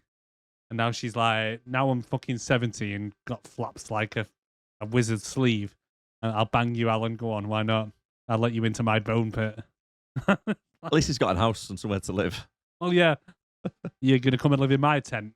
Yeah. Fucking hell. So Kayla's bought another plane from the black market. Owen releases Beta back into the wild to the mum. Yeah. I call bullshit, by the way, because the raptor would have ripped the faces apart in real life straight away. Not gone over, go, oh, yeah, all right, yeah. Oh, you kept that promise, did you? Cheers. See you in a bit. They give each other a nod, don't they? Like, as Blue comes over and is like, here's your kid back, and Blue turns back and goes, thank you, good sir. If that raptor could salute, it would have gone. Yep. And then we see a clone speaking to the camera, playing with a sock puppet, which is meant to be a dinosaur. You see it look like a proper sock puppet. It's like that, coming off the screen going. We see a little bit of a montage of dinosaurs living alongside nature. Finally, the end credits. Yeah. Stay tuned for Jurassic Park 7 coming in 2025. Attack of the Clones. Attack of the Clones. I was just about to add that when on the final scenes of the film, you see you see dinosaurs walking past with elephants and shit like that, and raptors running with lions and the giant croc in the water with the blue whales. Yeah. Mm-hmm. Yeah. I don't think that's going to happen, is it? No. I think our ecosystem's getting fucked. Yeah. Yeah. We're no lube, mate. Yeah, fucking stupid idea. Clip quiz results. Yes. Got to do it straight into it. Yeah, go. It's been a long ass episode, this, isn't it? Already, yeah, let's go. Try and get it done. What do I always say? She is the, it starts with a B. Trash. No, not trash. Were you waiting to just call her that? It doesn't start with a B. Booze hack. I'm so sorry. No, best. I was thinking about best because I always say you're the best. Who is the actor and what is the movie? That is Jeff Goldblum. Mm-hmm. And if I had to guess, I'd have said Thor Ragnarok. Ding, ding, ding, ding, ding. Thank you. Yes. Yes. Pat yourself on the back. If you got it right. Yes. Awards. If you want to play along with some awards, you can join our Discord group at the moment. It's free of charge to join. We're not doing Patreon just yet, but in the future we might do. So join it while you can for free of charge. If you want to play along, the future films, what are upcoming, are on there as well. So you can pick from and put your awards down for the following awards. We've got the best actor, best character, worst character, Hot Babe Award, 3 things you liked about the film, and the rating out of 10. If you give us your answers for the upcoming films, when we're doing the recording, we'll read them out for you. Yes. You can play And along. as normal, you can email us on sixandbelowpodcast@gmail.com. That is right. Yeah. So, best actor, also known as the King Kong Award. Yeah, that's right. You better walk away. Go on, walk away, because I'm going to burn this motherfucker down. King Kong ain't got shit on me. Yeah. Yes. You want me to go first? Go for it. All right, just to be honest, right, I've got all answers except for best character.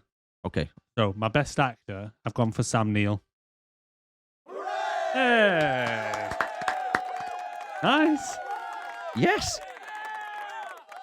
Sam Neill, if you are watching this podcast or listening to it on Spotify and iTunes, etc., let us know. Contact us on our podcast episode email address, which is sixandbelowpodcast@gmail.com, and we'll send you a King Kong award.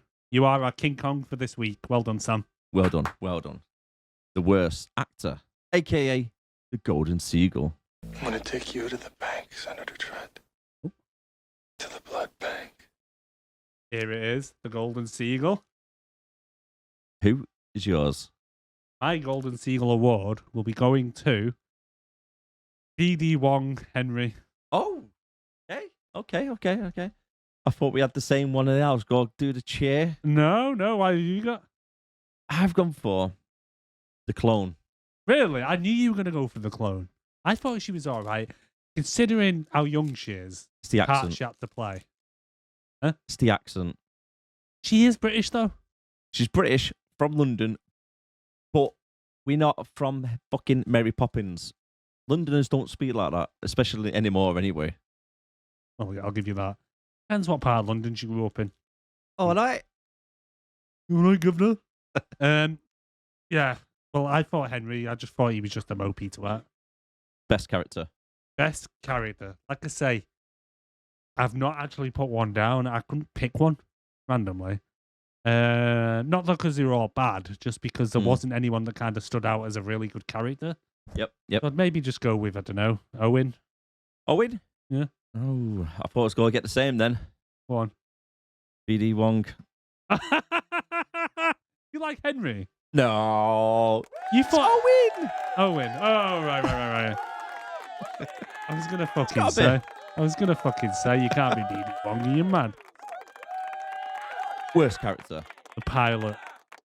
Oh, yeah. She was up there, to be fair. She was pretty shit. Kyler what? I've gone for Ian Malcolm. Really? Yeah. That's the worst character. He done me head in. Oh. I think it's just his tone of voice. He's just like... It's Ian Malcolm. I don't like Jeff Goldblum much. Or the pilot was a better character than Jeff Goldblum. Yeah. He done nothing to it. Well, you're At least entitled she to your got the opinion. people from A to B. He just, was there just for the sake of being there. As you always say to me, there's no wrong answers. There is. And that's the wrong answer. Hot Babe Award. This was difficult. You had dough-face fucking horrible bitch. Yep. You had the black lesbian. Yeah. The whatever the fuck that thing was that was kind of smuggling shit. I don't know what she was supposed Santos. to be. Huh? Santos. Yeah. I've gone for Claire. And then Claire. Best out of a bad bunch. To be fair, I think the pilot would probably scrub up well. Yeah. She was all right. I've gone for it. She had nice skin. I've gone for Zia from the beginning. I think that was her name. Oh, yeah, I forgot about her. Yeah. Yeah. Only because I was literally watching Peter. the film this morning thinking I need to pick a hot babe. It can't be Claire. She's fucking horrible. That's the first one that came up. Yeah. And it was I'm not like, Claire, I have a like, first she's scene. nicer than Claire. There we go. I think her name was Zia anyway. I Yeah, it can't was. fucking remember. It was. It was something like that. But yeah, she'll do. The other one, my backup, was Backup. I've got a backup bird. my backup bird was Santos. Santos, She had a right. nice body, but I don't know what the hell's going on with that face. 3 things you liked. 3 things I like. So I like the raptor car chase, mainly the bike part. Yeah, I've done that as well, yeah. I like Jeff when he clamps around the frame on the ladder. I thought that was really good. That Mm-hmm. he kind of and then I like the little callbacks to the original, the little subtle callbacks. Yeah, I didn't notice them all, but yeah, I did like the ones that you did point out. That was quite good. So I've put bike chase scene, the Noah's Ark scene, Oh yeah, thought was quite good, and the overall dinosaurs looked really good. yeah. Overall, I think they've done really well. A little Well, bit sketchy on some scenes, but overall, done well. I think I read in this one that they had said that they were trying to go back to a bit more of the animatronics rather than using CGI for everything, which you can tell because some of them are really good, especially like the close-ups and the interactions with the animals, with the dinosaurs and stuff. You can kind of tell. We just had a flick through, didn't we, on the original Jurassic Park, Yeah. and it still looks better than some of the recent ones. Hey, it holds up. It's brilliant. It's so good, but the reason why it holds up so well is because it is animatronics, not just computer animated. Well, yeah. Stood the test of time. It works. Definitely has. Especially the T-Rex with the card and when it's at night time. Really good. Rated out of 10. Tough one, but I'm probably going to have to go 5.5. A little bit high for me, that. Really? 4. That's me being generous. 4. On 4. Way too long by an hour. Our podcast, right, it's probably the longest podcast we've done. This is getting on 4-hour podcast. We've been recording for like 5 hours talking about it. Fair enough, we've had a little bit of a break. But still, the whole film could have been an hour shorter by easy. It could have been. It's just, I feel like they just got a bit, what's the word I'm looking for? They just got a bit carried away with it about what they were trying to do into this one film. Yeah. They were trying to bring too much into it. And it overran, like you say, because the content wasn't in depth enough. And then they were trying to bring characters in like Kayla the pilot, which they gave the backstory of a fucking puddle. It like had the depth of a puddle. And to me, I just feel like the only reason they were sticking her in was for some diversity. Because 100%. it was a very white cast. I will admit that there was a lot. All the main characters are white. Well, Ramsey was the main character as well. Well, he wasn't one of the main characters, as in like from the Bad Luck Bunch. You know what I mean. So I think they were trying to bring like Kayla and the likes of. I preferred Ramsey over Kayla. Kayla, I just felt like they were just trying to tick boxes. Yeah, it did seem like it. Yeah, and I don't like that. Develop the character properly. He doesn't have to be the best in the world at everything. No. Just get a good story on the characters. Yeah. Write a good script instead of worrying about bloody ticking boxes. Because if you look at the character, there was no reason why, from what we do know about her, why would she just suddenly drop everything and decide? She goes from smuggling dinosaurs at 50 grand a pop to helping them for no reason and burning all the bridges in that world. For no reason. For no reason. Destroys a plane. No reason. For no reason. There's just no reason behind any of it. There's no motive. There's no incentive that is believable other than I saw the kid getting smuggled and didn't do anything at the time. I don't mind him, like, say, sexuality on anybody, but if they were going to make it that way, I would have preferred it if it was a case of, they're getting up, they got a partner, giving them a kiss, going on the way to work, doing what they're doing, instead of, like, subtle hints throughout. Yeah, I don't need to know. Unless you're creating a love interest for them, create the love interest. But I don't need to have hints. It's like if there's a straight character in there, I don't need to have hints that they're straight by saying, "Oh, I think he looks fit," or "I think she looks fit." You don't get it. You don't. But when it's a gay character, they have to kind of be then identified by their sexuality, and it doesn't work. It just creates characters that are about as shallow as a puddle, and that's what pisses me off. I'm all for diversity. I'm all for giving roles to, coloured people, whatever. I don't know what the correct terminology is. I don't really care. People are people. Give it to the best actor. And if that actor happens to be someone of colour, then fair enough. If that actor happens to be gay or trans or whatever, then fair enough. Just write a good script for the story. But just don't do it just to tick boxes and to please audience members. Audience members who so far in recent history, when you do tick these boxes for them, don't turn up for the films anyway. True. You've True. only got to look at Disney. They're trying to pander to everyone, and no one watches the films. Just getting tanned at the moment. Yeah. Disney used to. I don't know, some of my favourite films back in the day with Disney. Yeah. And now, like you say, it's just too much going down. Anyway, we're going off tangent. We are, but it's a problem that's going on in films at the moment. And like I say, just write better characters, write characters that are fit into them. I will watch the films. I'll happily sit there, but just don't introduce characters like this where you just feel like you're just doing it just to tick boxes. You know what I mean? 100%. Hopefully, if there is, like you say, another film, she sticks around in it and we get a bit more depth, maybe we get a bit to know about her, then fair enough. I doubt it, yeah. She'll probably be forgotten by the next one. She's got a plane now. She's fucked off. That's it. She was on her own, wasn't she? Yeah. Wasn't like walking off in the woods with one of the other characters or whatever. Well, that's my 10 cents. Like I say, I've got nothing wrong with it, but just don't do it. Do it. If it fits in with the story, do it. If it doesn't, then just leave it. Yeah. Just ruining the story. 100%. Like the Ramsey character was perfect. Right. Yeah, anyway. Wall of Fame. Wall of Fame. Definitely not must see. The only way I would say this is worth a watch is if you're just watching the series in order. And then you want to wrap it up with the last film, then watch it. Yeah. One to skip personally. Would you overall. say? As a standalone film, one to skip. Yeah, as a standalone film, yeah. Yeah. As watching as part of the series, worth a watch. But then, Only like you say, because, you go watch the series, you go watch it anyway. yeah. But if like you're I say, working your we're way judging it through. as a standalone film. Yeah. As a standalone film, one to skip, yeah. 100%. 100%. Right, wrapping up. Yeah. So join us next week, guys. We're going to be doing Juice Bigelow, Male Gigolo, a bit of Rob Schneider is a carrot. So expect plenty of them remarks. She's And, a huge bitch. That's a huge bitch. Did someone say steak? I was going to say that.